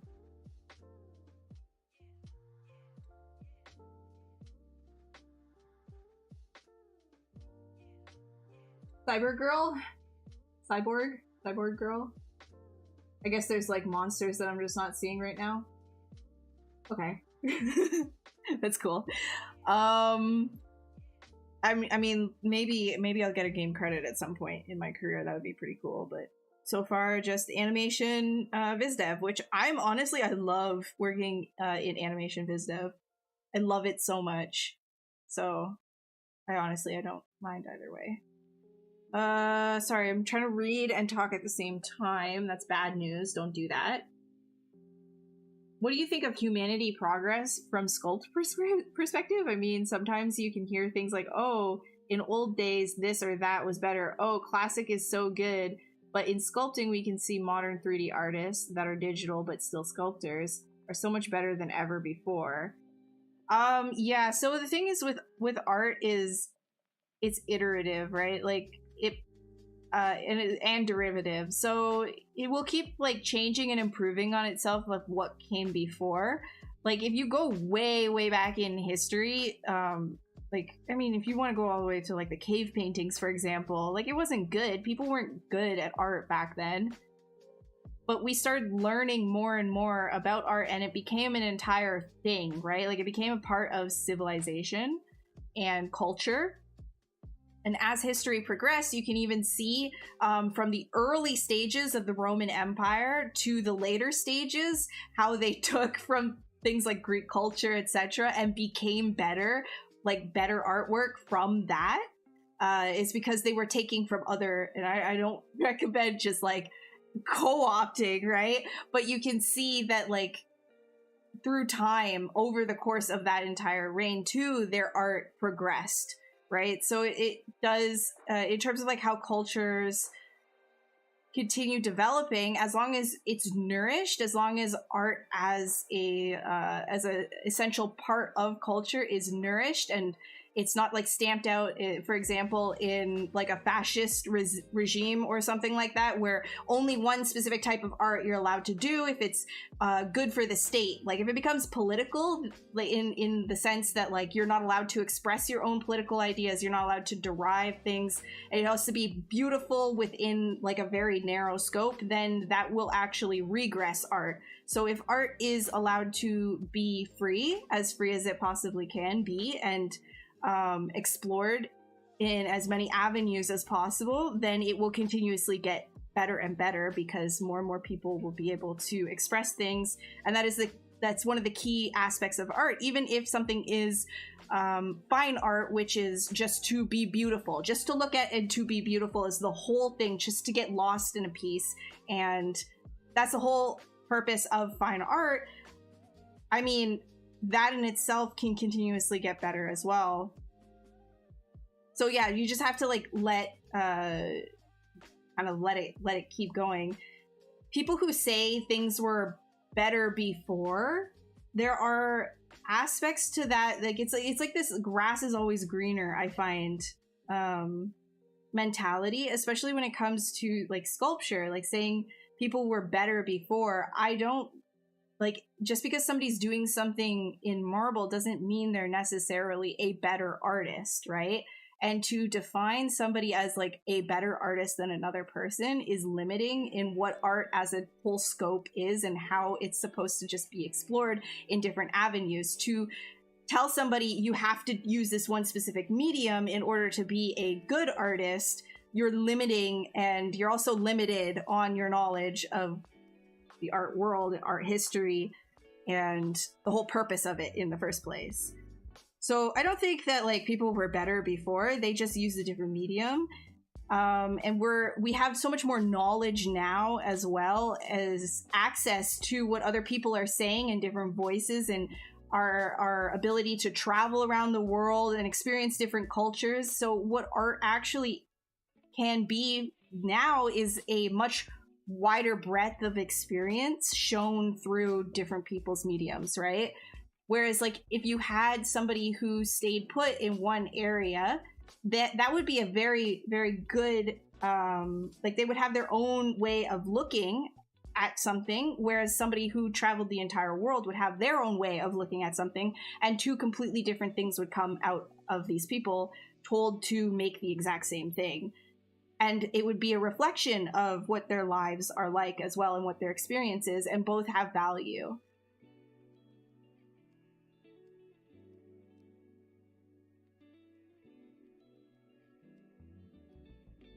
Hey Evan, what's up? How are you doing? Thank you. Appreciate it.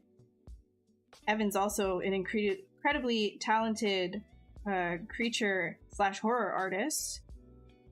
If Evan wants to share the socials and portfolios, Evan is free to.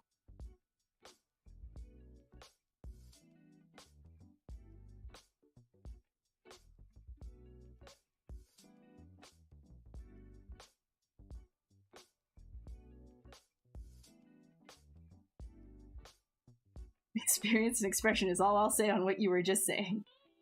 Yeah, it was pretty long-winded, sorry.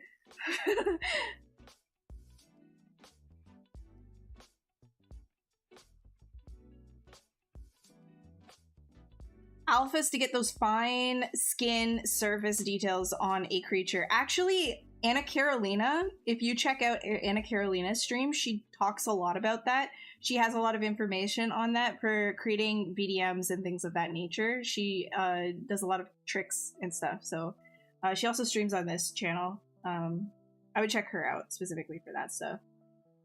Because alpha creation, I usually do like one-off messy things depending on what it is that I need for a specific project. But I don't have like tons of super awesome tricks for you.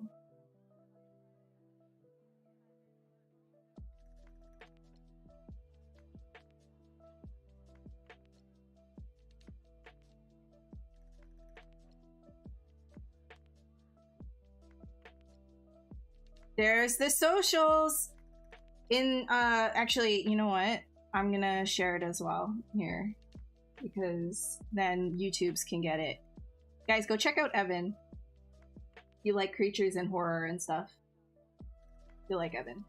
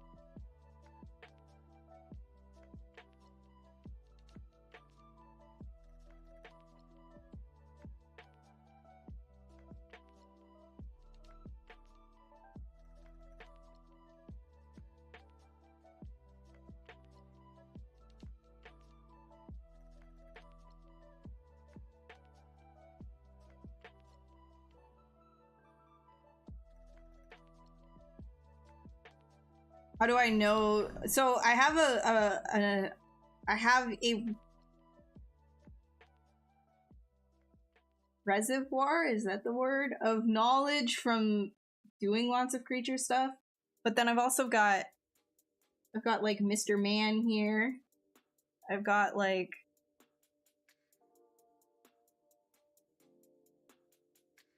this one. I've got like beautiful,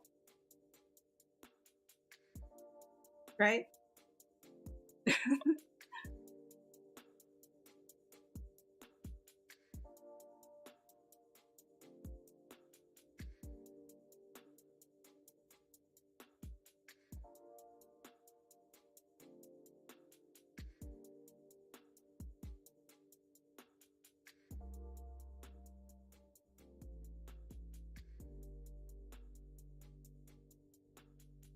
But it's like, yeah, if you just kind of surround yourself with stuff, it makes it a lot easier to always be observing.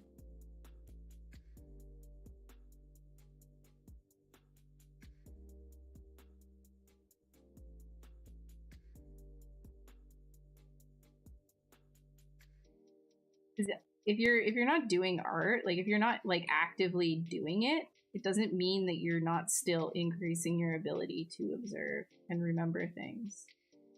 I mean, I'm not saying just stop doing art. You need to actually practice it. But let's say you were out on a hike and you were to see something really cool on like a tree, but you didn't have your camera. If you're looking at that tree and you actively analyze it and you're like, you know what, I really like the way that this bark looks and how it like twists and stuff, you start to like pick up certain things and you remember that when you start working. So you can actively practice analyzing even if you're not specifically working at that time. So it's the same thing, like if stuff is on your desk, it can help as long as like you're actively analyzing. You can't just like have it there passively, you have to actively analyze it. And a lot of the time I try to actively analyze. It's tiring. It is very tiring, but it's very much worth it. And that's where a lot of your improvement will come from too, is if you're actively trying to make that happen.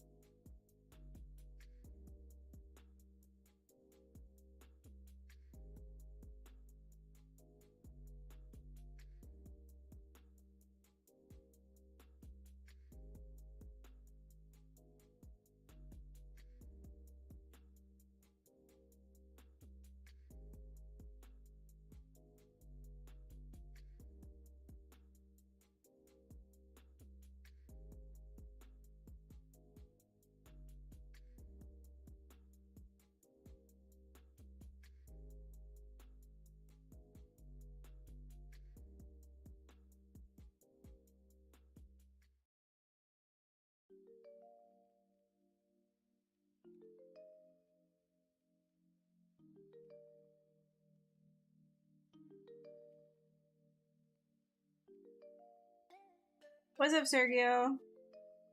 How you doing? This Sergio, I'm sorry. I'm not... My apologies if I said that incorrectly.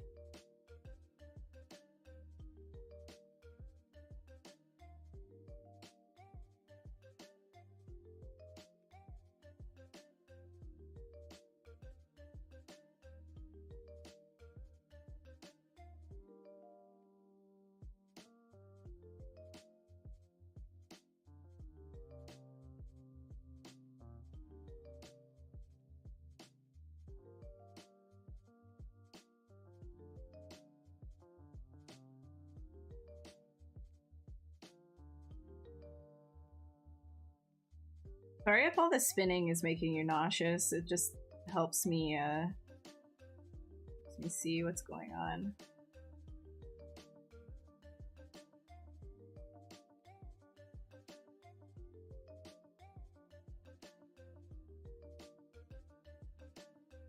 Oh, all good. Thank you. I can't read what your name says, but welcome.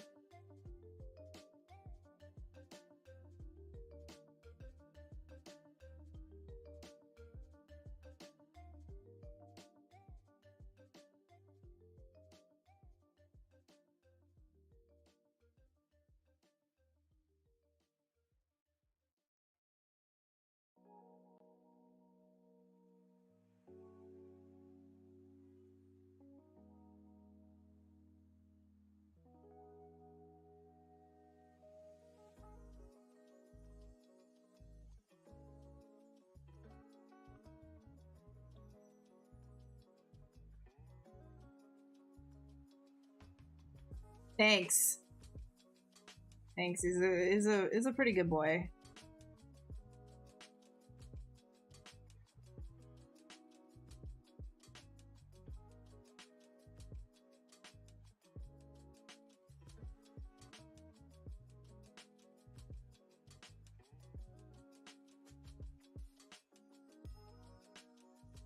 Make a foot right here.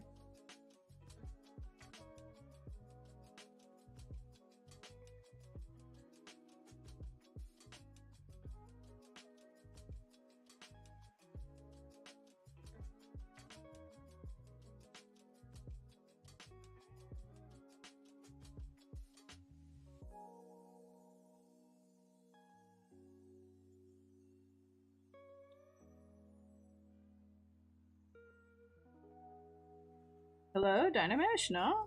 Oh, that's why. Had a rookie mistake.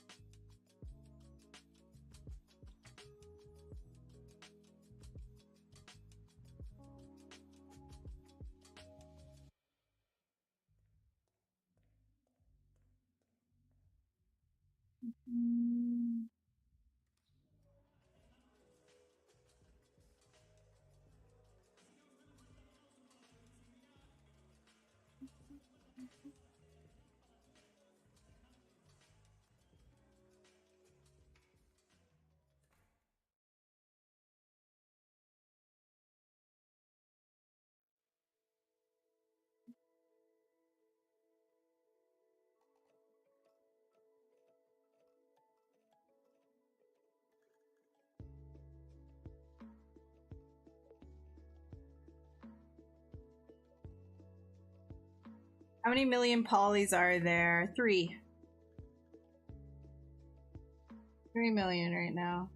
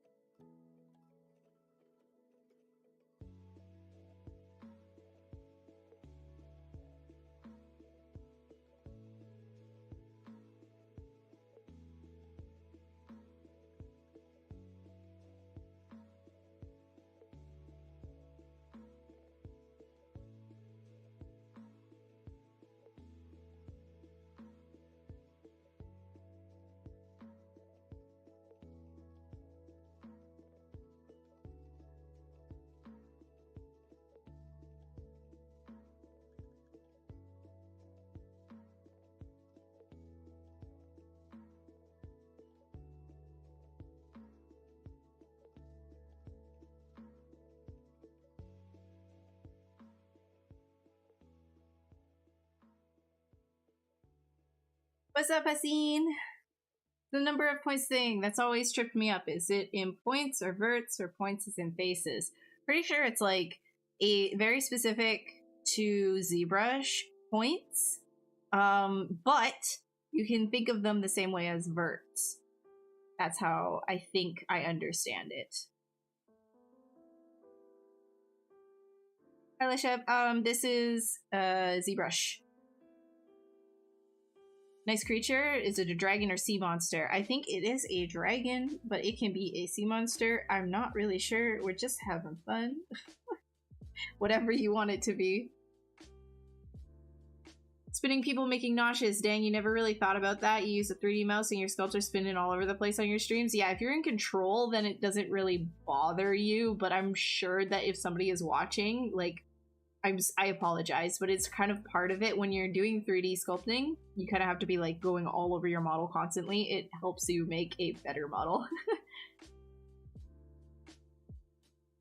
The one right over the working area that lives dark gray rectangles. That's some sort of autosave or what? Like the blue, little blue moving rectangle? I'm not sure. Oh, do you mean this right up here? This one? This is actually your undo states. So if I were to go like here, you can see this is an earlier version, right? So it just like, it saves your, saves all your undo states.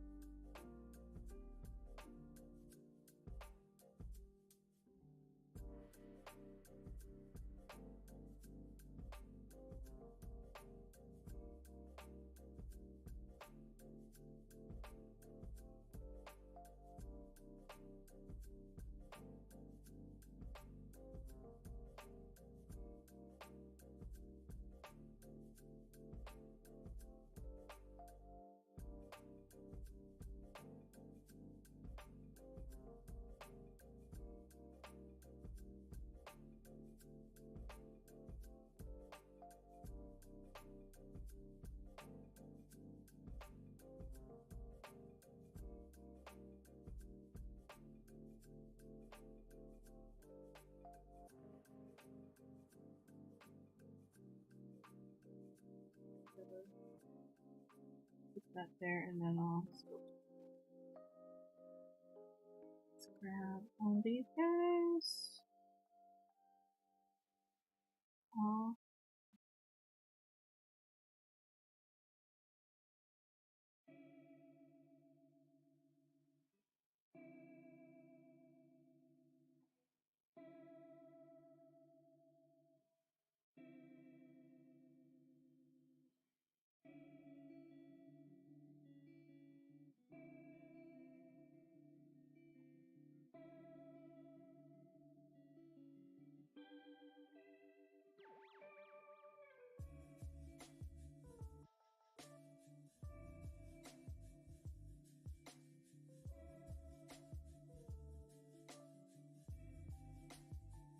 Yeah, exactly. Skinny dragon bear type, but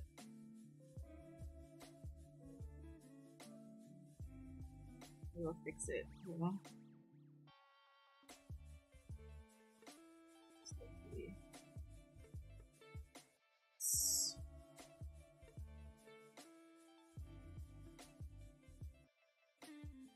all of this have symmetry on? Yeah.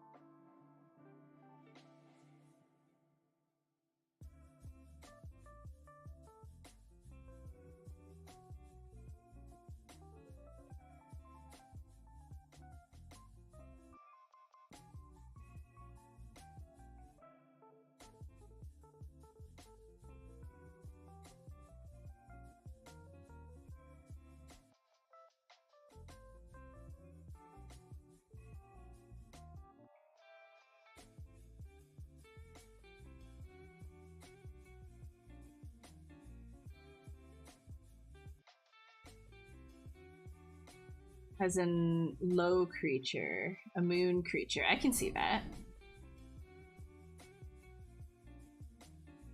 Undo history and ZBrush never. Yeah, with the there's like tracker brushes and all that kind of stuff that you can do with the undo history. All of my socials you can find here. I'll give you a link. Here, yeah, our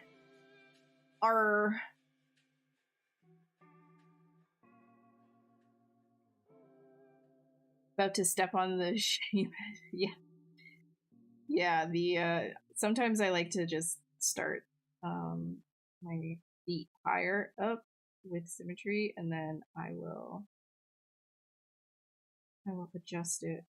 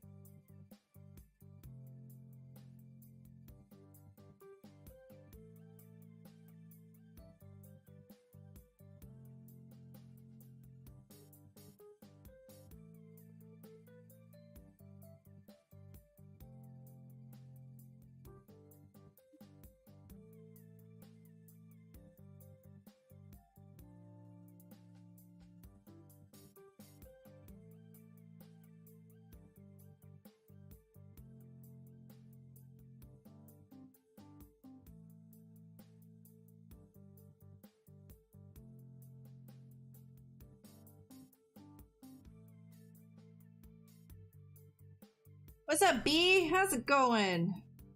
I'll do it. Let's see.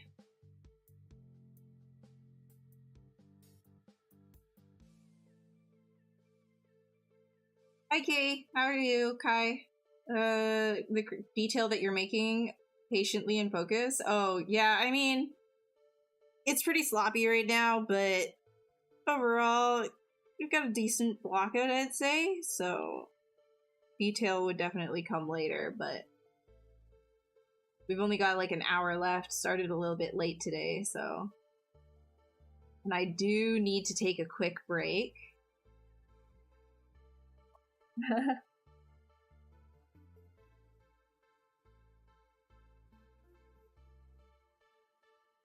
A lot of stuff comes default in ZBrush. I'm not sure why they don't all come, probably to avoid extra bloat of the software. Like, not everybody uses every single thing, so maybe that's why?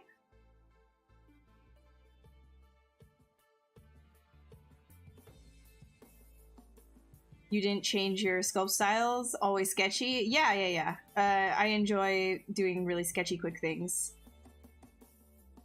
How do you combine lines with the body without losing detail? You always struggle with shifting into finish mode on your sculpts because you're afraid you'll need Dynamesh and then you'll lose stuff. Yeah, I mean, so these two things at this stage, like, I mean, this is really low res. This is only 16. Like, you can see how, like, it's not high resolution. This is, but it doesn't really matter because I'm not doing, like, lots of detail on it, right? Like, this is quite bare bones, actually. So what I would do is I would grab both of these and then I would merge it down. You don't want to be adding too much detail before you start Dynameshing things together. You just want like the overall block shape, and then you'll Dynamesh them together, and then you can start adding in all of the other goodies that you want. You can even use Dynamesh with separate subtools, plugging them in together to create sort of planar changes, which can be very interesting looking. But if you do already have like a ton of, let's say you already do have a ton of information and you don't want to lose that, then yeah, you're essentially gonna have to duplicate it off, and then you're going to want to reproject the details after you've done another Dynamesh. You'll take the one that you've duplicated and reproject afterwards onto the one that you've Dynameshed, or you Z-remesh it and then reproject after a couple of subdivision levels.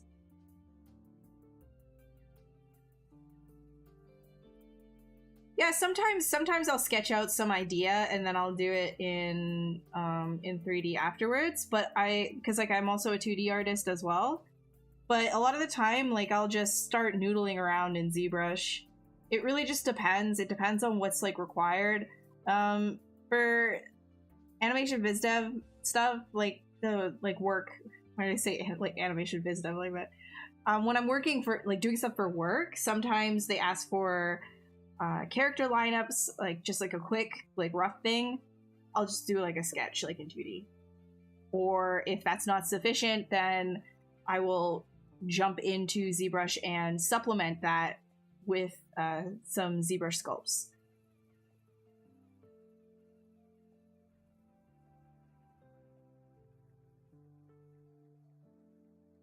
Okay.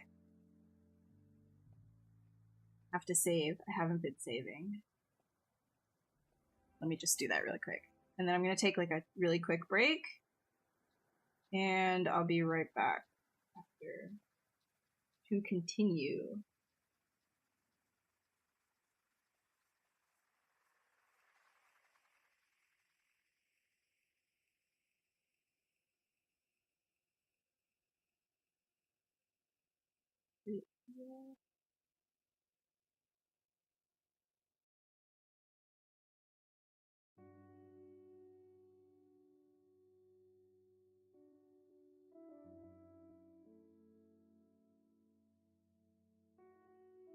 Okay, I'll be back in just like 2 minutes, okay?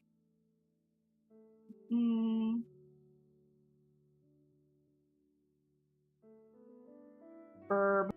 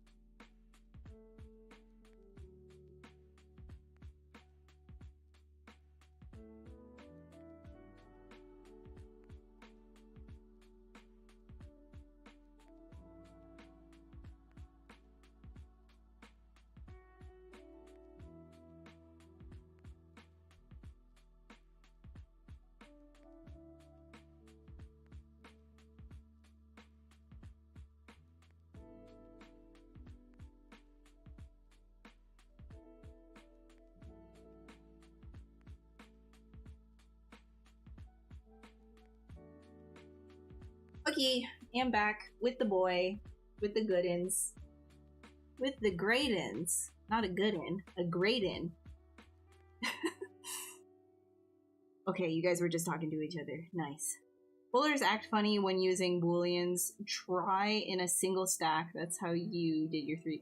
Oh, yeah. Booleans can have a little bit of like a weird thing. Some display issues also happen with them, but yeah, folders work for you then.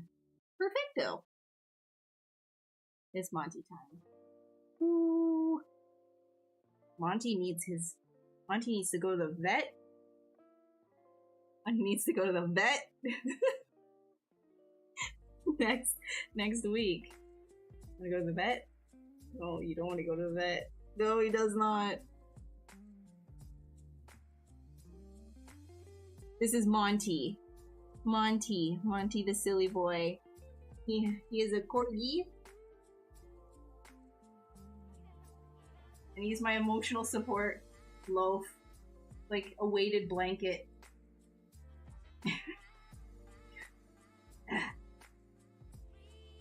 Big weighted blanket.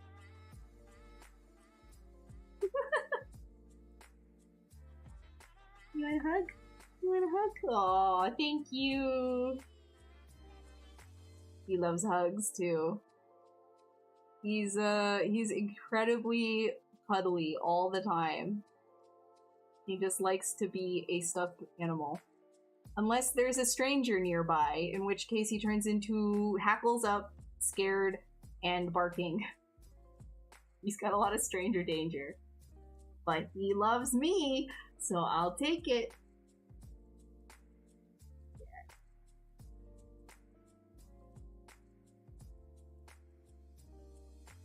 Yeah, he's a good one.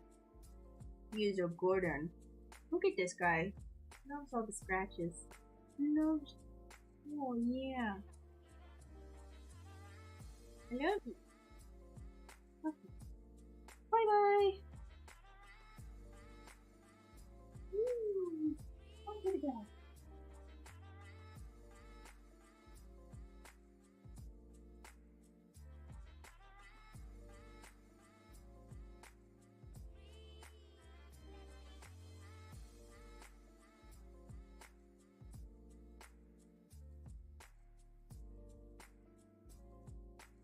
Yeah, he's all of our emotional support now. Honestly, like, I'm as much as his emotional support as he's my emotional support at this point. Also, I am so sorry if you're coming from Instagram. I'm such a boomer. Like, my story literally lasts for a millisecond. Because I didn't realize when I clicked the button to take a picture, it actually did like a record, but for like a millisecond. So anytime like you're clicking through my story, it goes boop. So you don't even get the link. It's like, such a boomer.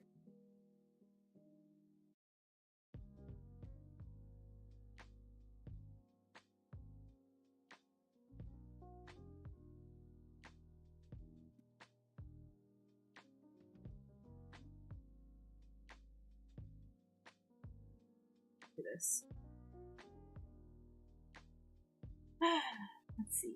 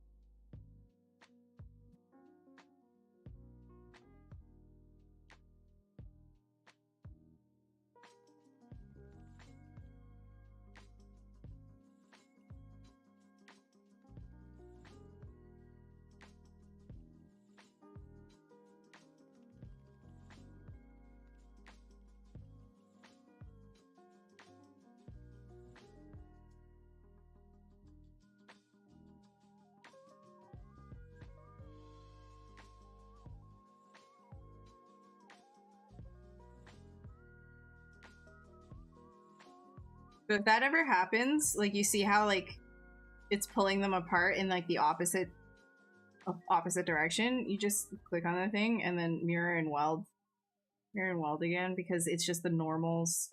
They're kind of like the normal directions are all like wacky. So if you mirror and weld, then it just copies one normal direction to the other side, and then you're good. Usually happens if you're duplicating stuff around a lot.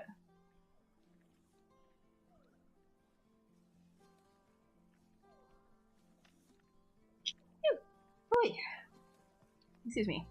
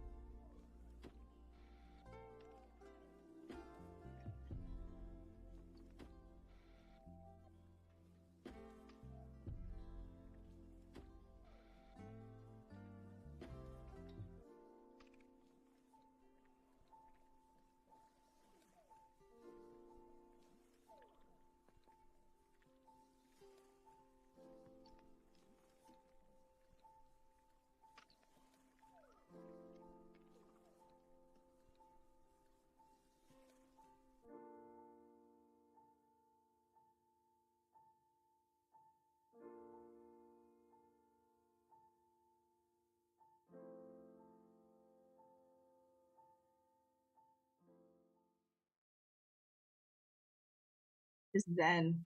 If anybody has any questions, let me know. Thank you for the bless.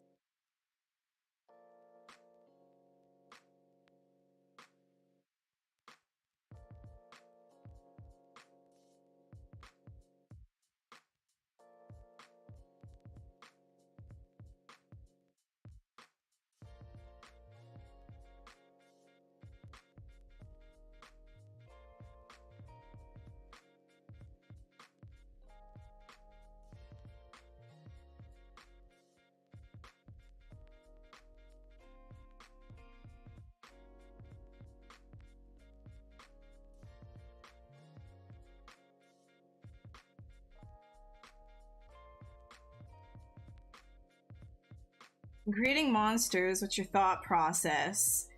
So it really depends. I know that that's like my answer for practically everything. It depends. It depends. So annoying. Actually, you know what? This deltoid, let's make it like actually like a dog. We have to like push it forward more.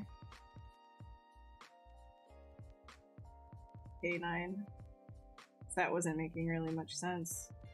Okay, so when I'm creating stuff for this stream, it's mostly just focused on the shape. If it's something that has a specific purpose though, then it will actually be, I find, a lot harder, because then it's not just the shape that I'm thinking of initially, but to simplify things, not worrying too much about the function, but rather what works like silhouette wise, and then worrying about if it will work afterwards makes a really big difference, because then you don't get bogged down by all the technicalities. And when I say technicalities, I don't mean like poly count and all of that. Like, yeah, throw that out the window when you're doing ZBrush stuff, because you can when you're sculpting. But when I say technicalities, I even mean about anatomy and all of that. Don't weigh yourself down too heavy on like, oh, I'm bad at anatomy, I'm not getting this right, it has to be just like a lizard's, it has to be just like a dog's or whatever. Like, don't worry too much about that initially. Make sure that it reads as like a cool overall silhouette, and then like I'm doing here with the deltoid, for example, you can go in afterwards and say, no, actually I want to change that up, as long as like you haven't moved on to like the detail stage or anything while you're in your block out. Like once you're done your block out, you want to start changing things up, you can start thinking about the functionality. So like here, I'm thinking about the functionality. Well, okay, like a human deltoid on this kind of an arm, I mean, it could work, but then it would be kind of more of like a side to side, like rather than a lot of movement like this. If you like, because dogs, like quadrupeds, they move their arms forward a lot more. Their actual shoulders are pushed for, like their whole deltoid is pushed a lot more forward, and their pectorals are moved down and closer together, right? And that creates this sort of like verticality with their movement. So if it's more of a creature like that, then you could think of the anatomy more of like a dog's, where okay, you want the deltoids in front, you want the shoulders, like more things facing forward rather than sideways. As humans, we have a wide range of motion with our shoulder that something like a dog doesn't have. Like dogs don't do like this flappy thing, right? They can't flap, but we can. However, if we were to get on all fours, there's no way we would have the speed or the stamina that a dog does, and that's because of the structure of our bones and our muscles. So depending on how you want your creature to move, you can start thinking of it in that sense. A quadruped doesn't necessarily need to have that like forward-facing like structure that a dog has with its forearms or forelegs. You just have to think like, okay, is it more of like a tree climber? Is it going to do a lot more strafing than anything? Because if it does a lot more strafing, then maybe you would have more of like a humanoid type looking deltoid that it kind of is a little bit forward facing, but not quite. So you can start to have a gradient of mix of like human and animal anatomy when you start getting into like make-believe creature territory, right? but I usually don't bog myself down too much with that right out the bat. I want to make sure that overall the look and the feel is there in the block out, and then I can start sprinkling in functionality, and all of this comes before you start getting into like details and things like that. But of course, you know, anything is your oyster. If you have no ideas and it's not for anything, go for it. Just throw things at a wall. But if it has a specific reason to exist as a creature, then you should start thinking of that like after the silhouette phase. Yo, what's up, Mike? You said yo. I say yo all the time. We're hip and cool and with the kids.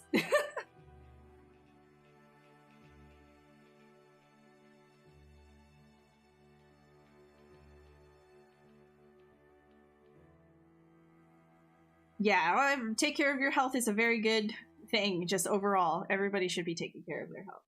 Health is number one.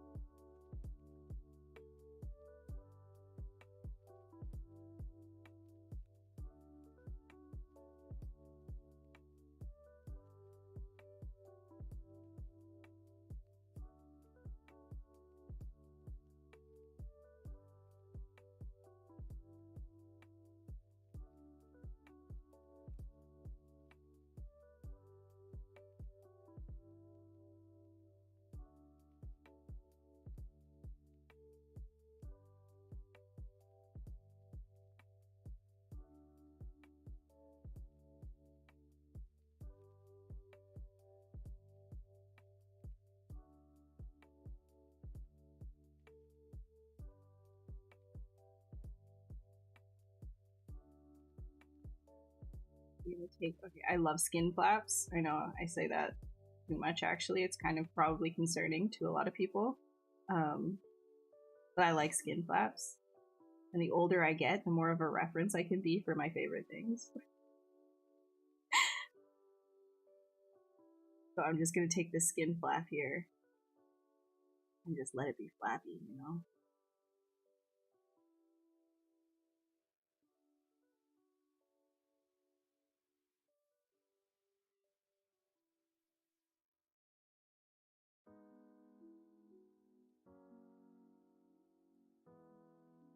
Nice.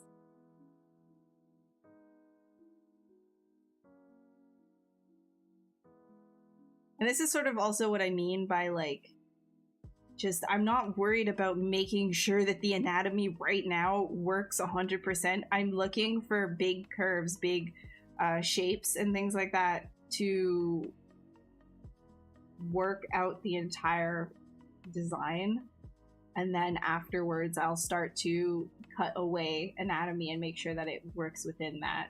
So I have like a multi-tiered process where you just start like initially with the anatomy, being like making sure that it's 100%. You're stiffening yourself up, even though natural anatomy is gorgeous a lot of the time. You can't, like, if you're not exaggerating that and exaggerating like your shapes and things like that, then I mean, it really depends. Like if you're doing something hyper real, this doesn't apply, but anything with a sprinkle of stylization to it, you're gonna want to play around with the shape before you get too tied down by anything else. How do you change your little silhouette thing in the upper left corner?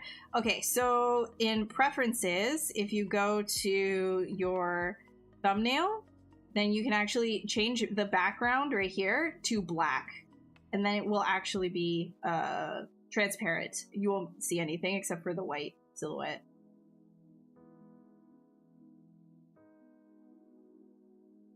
remind Pete to stay healthy. Yeah, I mean, I was just reading a comment, but definitely, it was definitely me, 100%. I am health incarnate. But yeah, no, it's very important. Get up and stretch. Just don't sit here all the time. It's bad. It's very bad. You know, not good. Blood clots, they screw up your life, you know? They totally screw you. They mess you up. You can get a blood clot in your eye. Here comes a PSA from the poster child of eye clot problems. You see, my problem wasn't the fact that I was sitting for a long time, though, because I do stretch. I am scared of blood clots, so I'm always actively trying not to get blood clots, which also hydrate, because that stops blood clots as well. Make sure that you're nice and hydrated all the time. I drink around 3 to 4 liters of water a day. I know, kind of crazy. It's hard to do that, but it's good for you. But yes, I got a CRVO, which is sort of another way of saying an eye stroke, around 8 months ago after I got infected with COVID. And what COVID can do to you is it can give you little tiny microclots in your blood. And depending on, you know, who, they don't know a lot about this yet. However, they do know that it causes this. And fortunately for me, the blood clots sniped my left eye. So for the last 7 months, I've been in and out of the hospital, dealing with a CRVO. I have been getting now eye injections into my eye to help stabilize the blood jacuzzi that is my retina right now. So essentially, that you have one vein in your eye draining all the blood from your retina, and if that gets blocked, there's a large problem that happens to your entire eye. You can imagine your sight starts to diminish. So right now, it's not horrible. I've been gaining back my visual acuity here and there. It's like it fluctuates, but it's still not stable. And I still have like the whole center part of my eye is, it's missing. It's missing. That's the best way that I can explain it. So when I tell you be healthy, I mean it. From the depths of my own body, from the back of my retina, in my veins, pumping through my heart, I mean it. Try not to get COVID. That's one. It's not good for you. There's many things bad that happen in terms of the long condition rather than the acute, because the acute, it feels like a cold for a lot of people. But stay as healthy as you can, stay active, hydrate, make sure to not actively expose yourself to this virus. It's not good. And stretch. Do a lot of stretching. Stretching is good for you. So, there you go. Yes. Stretch. Drink water. Don't get unnecessary pathogens. Okay. You fret anatomy in your drawings and they always end up too stiff? Dude, your drawings are so nice, though. Oh my god, your drawings are so nice. I love your drawings. Honestly, every time that I see somebody who's like epic at graphite, I'm just like, I gotta pick up my sketchbook again. It's just always so inspiring. I love graphite. Any type of work with pencils, it's so nice.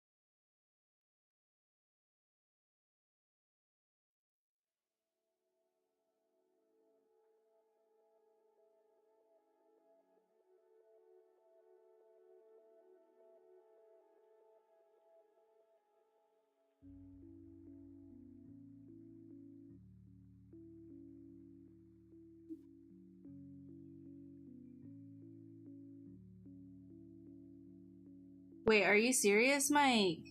I'm really sorry. Oh my god, I'm really, really sorry.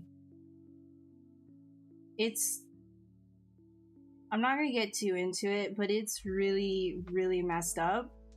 The politicizing of something like a virus you shouldn't be getting. I don't want to get too much into it, but I'm really sorry that happened.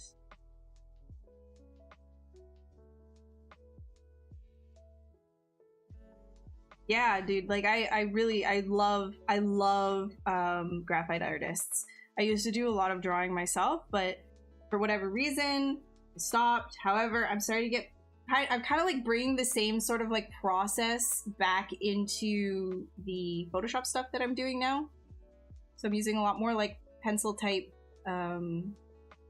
just sort of like doing things in more of like an AO type way. Not necessarily AO, but just like focusing on like almost like an underpainting even. Kind of like how I used to do like acrylic paintings. I used to do a lot of like underpainting first and then do washes over top. I find that that's like really cathartic. So you can just like focus on like the most dramatic lighting that you can possibly think of. And it's just really nice feeling out the forms, just getting lost in that.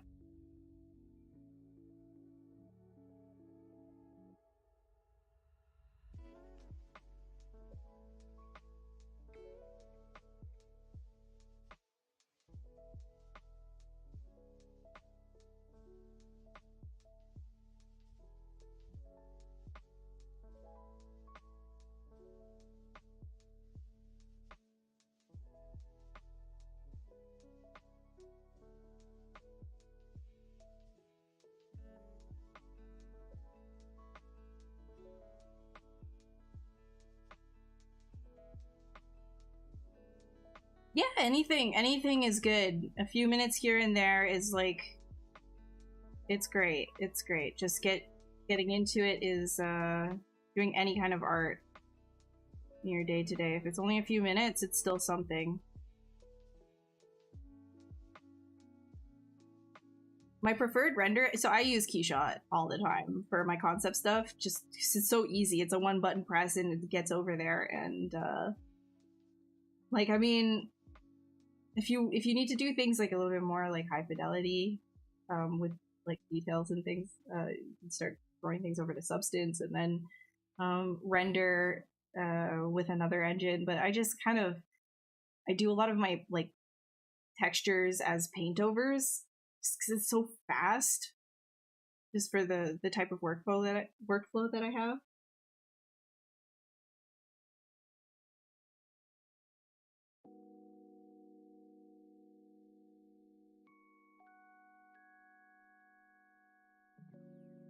Speaking of pencils, though, I'll show you guys like what I have been working on if you want. Oh, I gotta open up in Photoshop. 1 sec.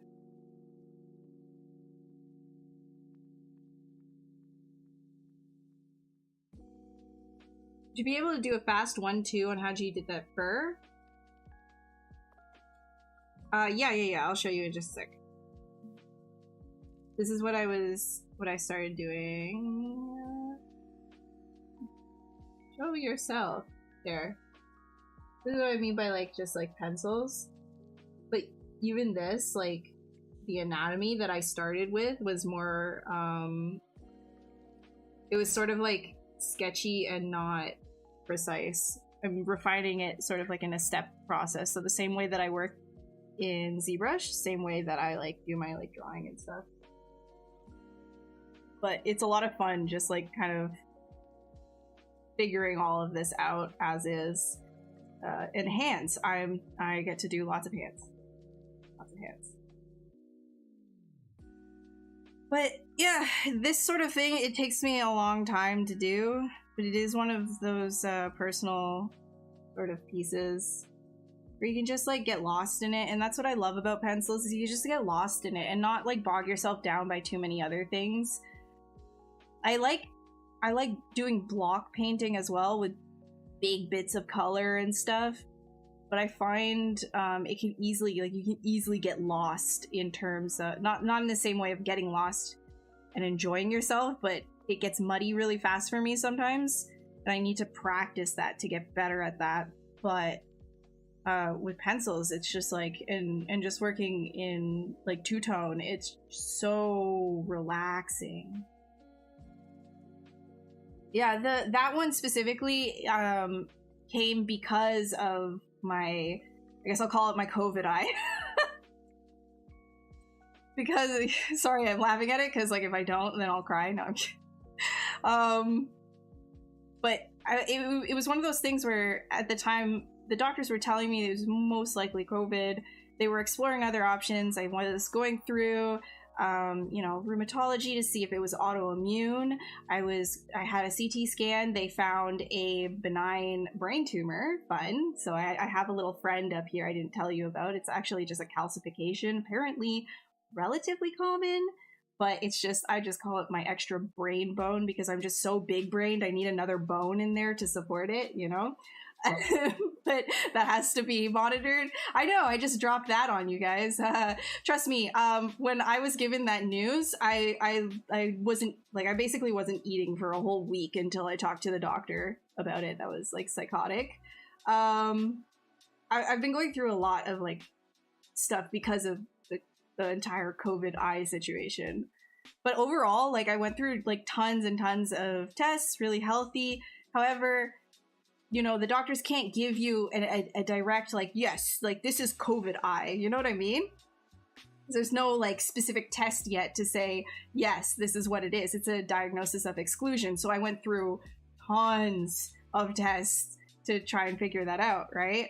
And that's that's why it's called a diagnosis of exclusion. So here I am, with COVID being the leading theory and the only theory. So that artwork kind of, it spawned out of it recently because I was kind of thinking, you know, if I were to not have sight, then what is the idea of beauty? And I kind of wanted to explore and just get lost with the thought of, like, what is beauty? And, you know, is it envious? Is it something that you yearn for? Is it something that is a necessary fact of life? Do you have to have it? Do you not have it? Who, you know, all of these sorts of like questions came into my mind of, like, you know, when you lose your eyesight, what does that mean? And so that's sort of, I take a long time on pieces like this because it lets me kind of explore that in a more abstract way. And it has a lot of meaning to it, to me, and a lot of emotion. So if other people look at it and they want to get lost in it too, if they want to get lost in what I'm drawing as well, then I've accomplished what I wanted to do, because I get lost in it and lost in thought and emotion as I'm doing it too. So that's a win-win for me. But it's good to use your artwork to explore how you're feeling about things and work out certain emotions, and just kind of like get through all of it, right? But I'm hoping that I'll just be fine. I think I'll be fine. It's not the end of the world. It just, earlier on, it felt like it because it was so much all at once, you know?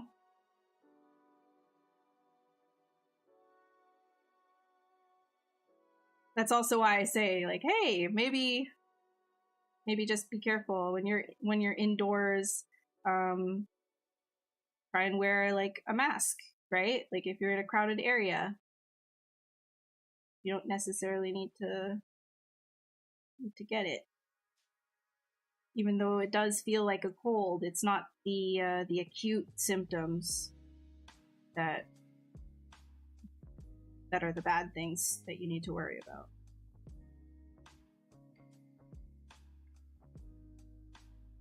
I mean, it is for a lot of people, it is, but if you have no underlying conditions, it can still like mess you. Or case in point.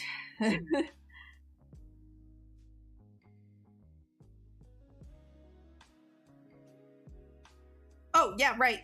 B, that's why I was finicking with this. You wanted to know how exactly I went around doing this.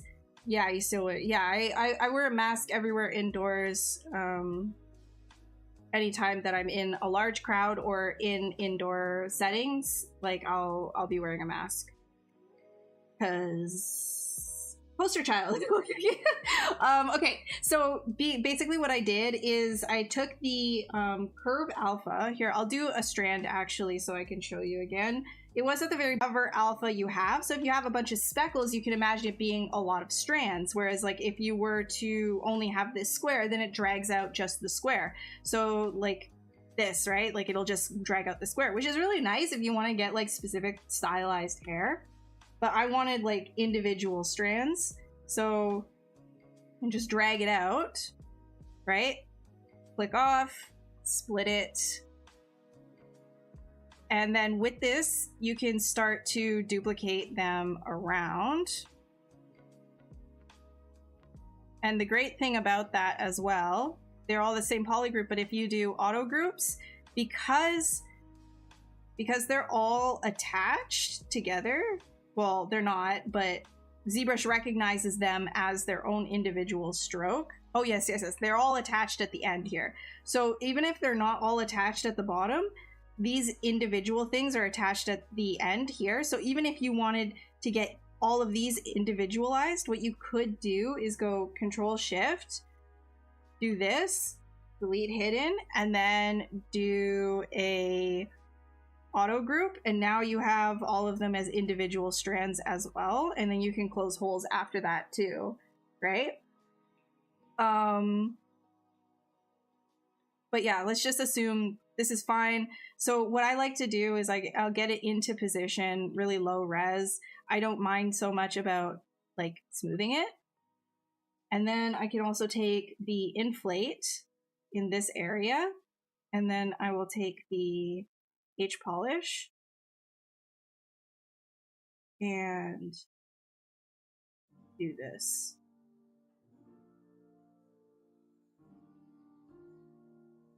Right? And then you can pull that out and then keep moving it around.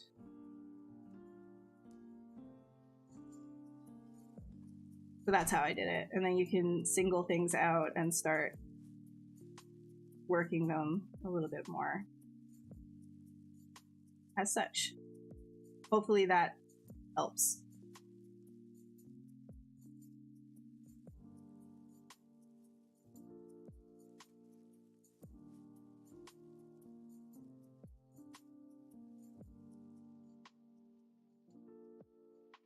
Yeah, too many hands for AI, I know, right? They'll get better at hands eventually, but I'm still not, like, if I have to use it for work, that's like one thing, but I would make a clear distinction between work and my own personal art, because using AI, it takes all of the joy of creating out of it for me. Because it's not about the end product, it's about, to me, it's about the actual journey of it when it comes to my personal work.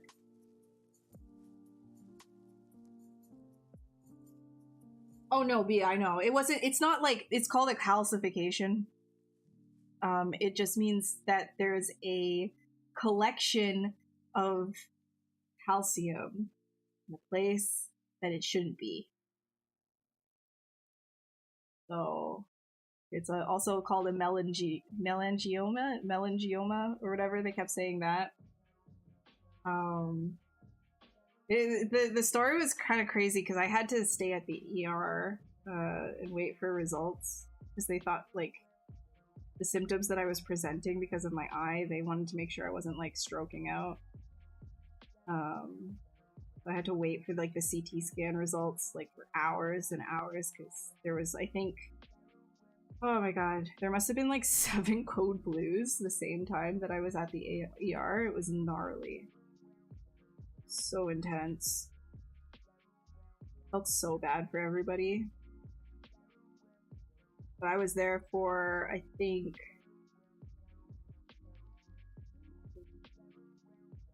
18 hours straight or something ridiculous.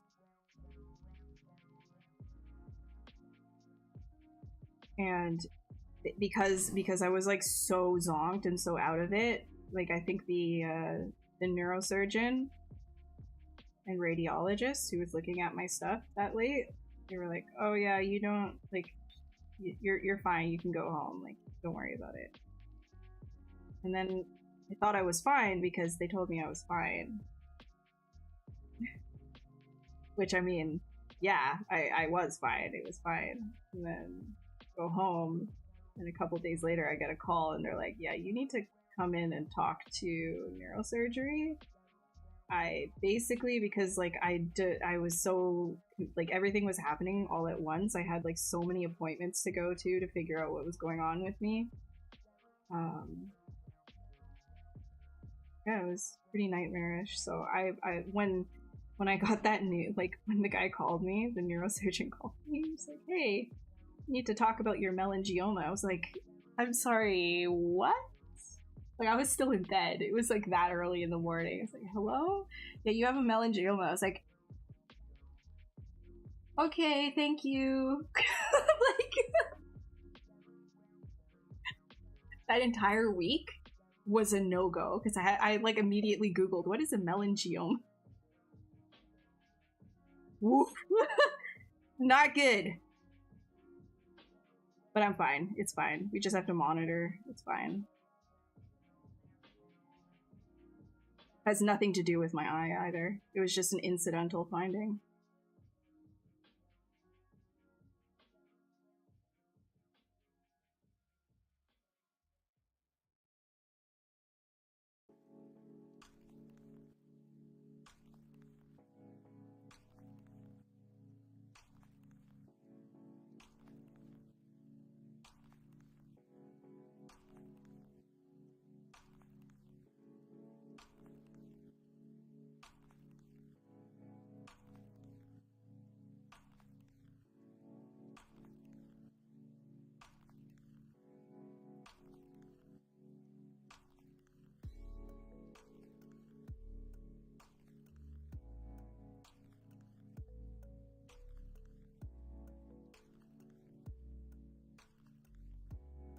$1 billion at the age of 25. Wow, if I could tell you, Saka, I think I don't know. I think there would be a big change in terms of my living situation and what you see on stream. If I could get $1 billion at the age of 25, I would be very charitable, for one, because who needs $1 billion? And two, I feel like I would be probably, I don't know if I would be doing something different, honestly. Like, that's like an interesting, I don't think I would. I would still be doing art, and I like doing art for production too, like for VizDev related things. I think just in general be lots less stressed. Then you'd have $1 billion, you'd have like all the money that you ever need. You don't need to worry about anything.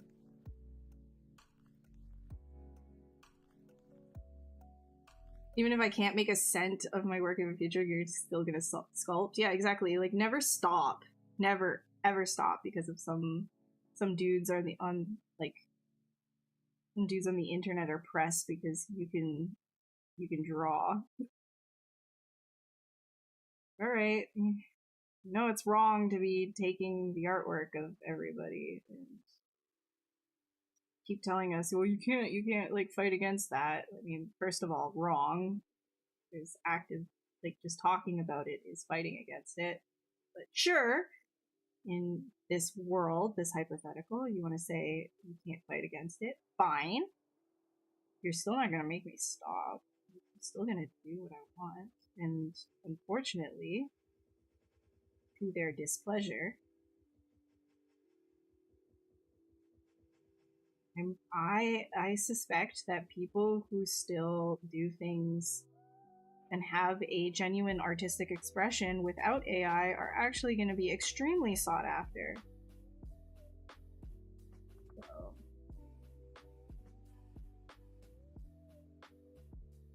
Fuck much.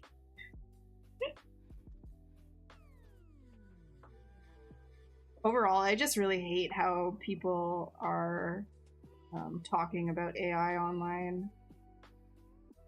And that entire week that I didn't have internet felt so good because I didn't have to like see any tweets or anything to do with how like all these stupid takes on AI.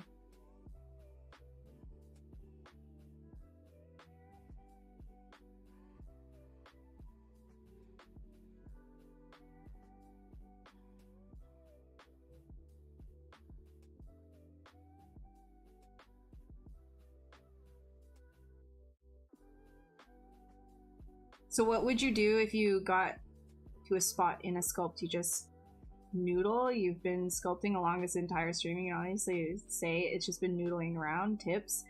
Yeah, I mean, I start noodling as well, but if you're really stuck, and like, I think the big thing is like zoom out. You usually will get stuck if you're too zoomed in. Like, you saw I started to noodle here, it's because I was zoomed in, but if you zoom out, then you can see overall, okay, what does your model need? And you can actively switch gears and focus on doing that specific thing. With me, I start noodling on stream usually because I have like a train of thought that I'm trying to finish while I'm talking, so noodling just kind of happens. It's hard to like design and talk at the same time.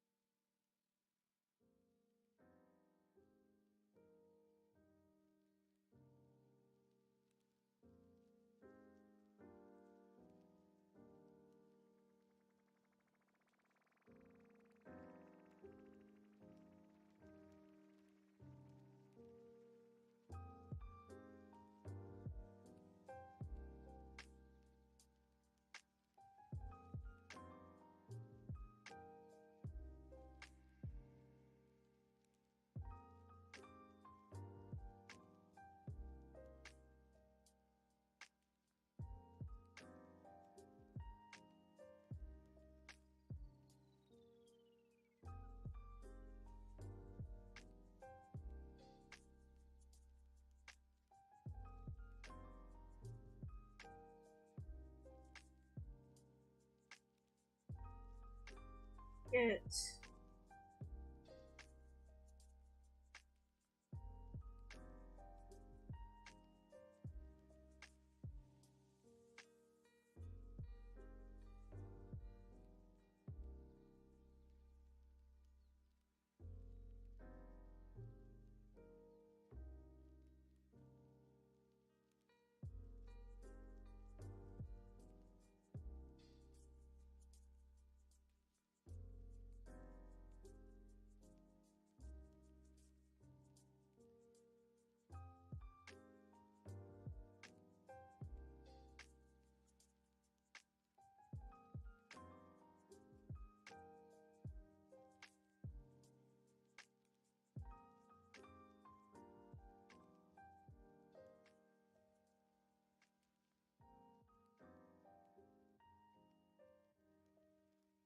I am so happy they're therapeutic. That is wonderful.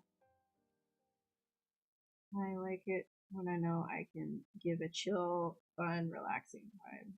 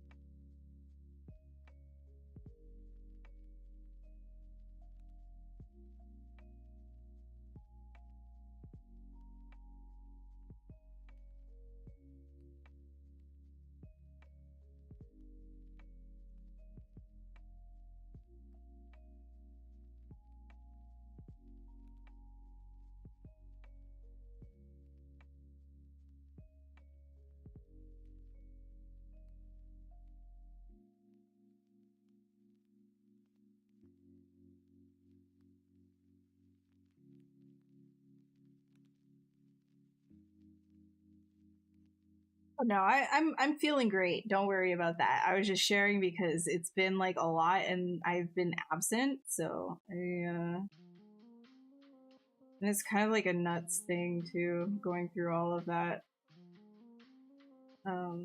But yeah, I'm feeling good. Like despite the fact that like my eye has the thing, I'm fine. So no worries. No worries. Clearly, I'm still able to do art, and I think that's that's the best part. Yeah, all right. See you, B. Have a great evening. Thanks so much for stopping by.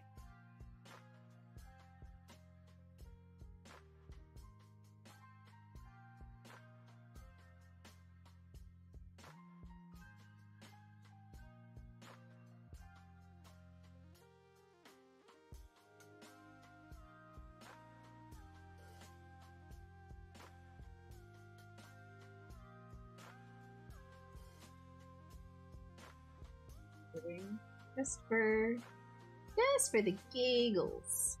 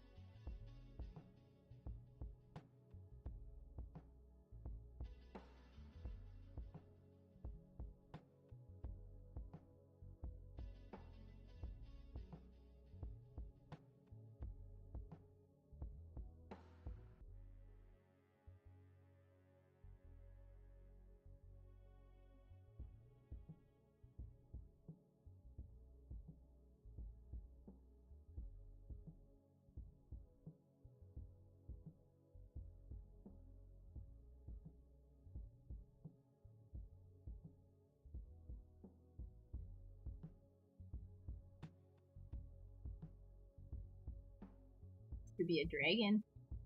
Make a dragon. Make it a dragon. Maybe. Maybe. Maybe. Oops.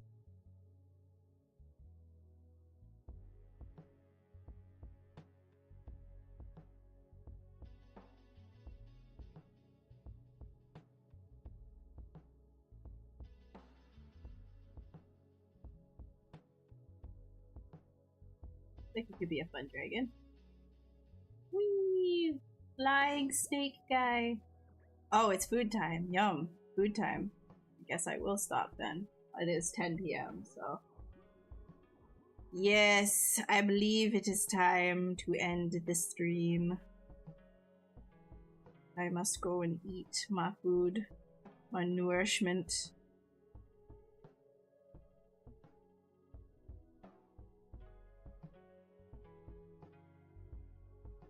I actually kind of like this one. I might finish this one.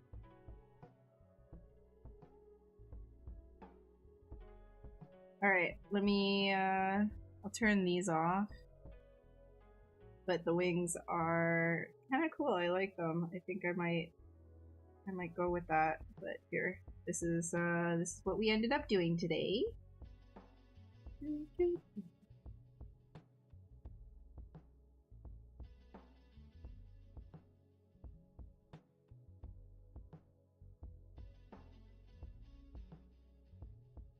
Alright, thank you guys so much for the stream.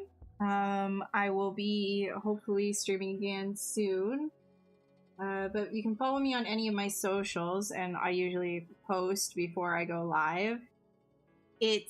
So far I've got it kind of like once a month, but I might do 2 times a month, depends. But next month I have class that I'll be teaching with CGMA, so might be infrequent, might just be the 1 time a month, but regardless, I'll post on social media, put that in the chat if you wanted to follow any of the links, or you could just, here's the link to my website and links.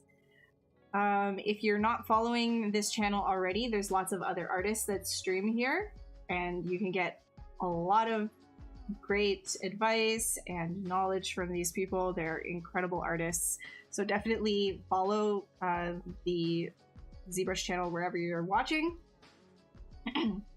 And you can catch all of the VODs on YouTube as well, so you can definitely check that out. If you missed anything, or if you want to check out any of the other streamers, if you want to try ZBrush, there's a free trial. There's also a free forever version of ZBrush, which is ZBrush Core Mini. If you want to just try sculpting in 3D and you've never tried that before taking the plunge into anything like a full version of ZBrush, you should definitely try. Just try it. See if you even like it. ZBrush Core Mini is that for you. If you have any questions for me, though, feel free to stop by in the next one. Or you can ask me through DMs on any of my socials. Like I said, link right there to catch me. And I'll see you in the next one. Okie dokie. Okie dokie. Okie dokie. See you all.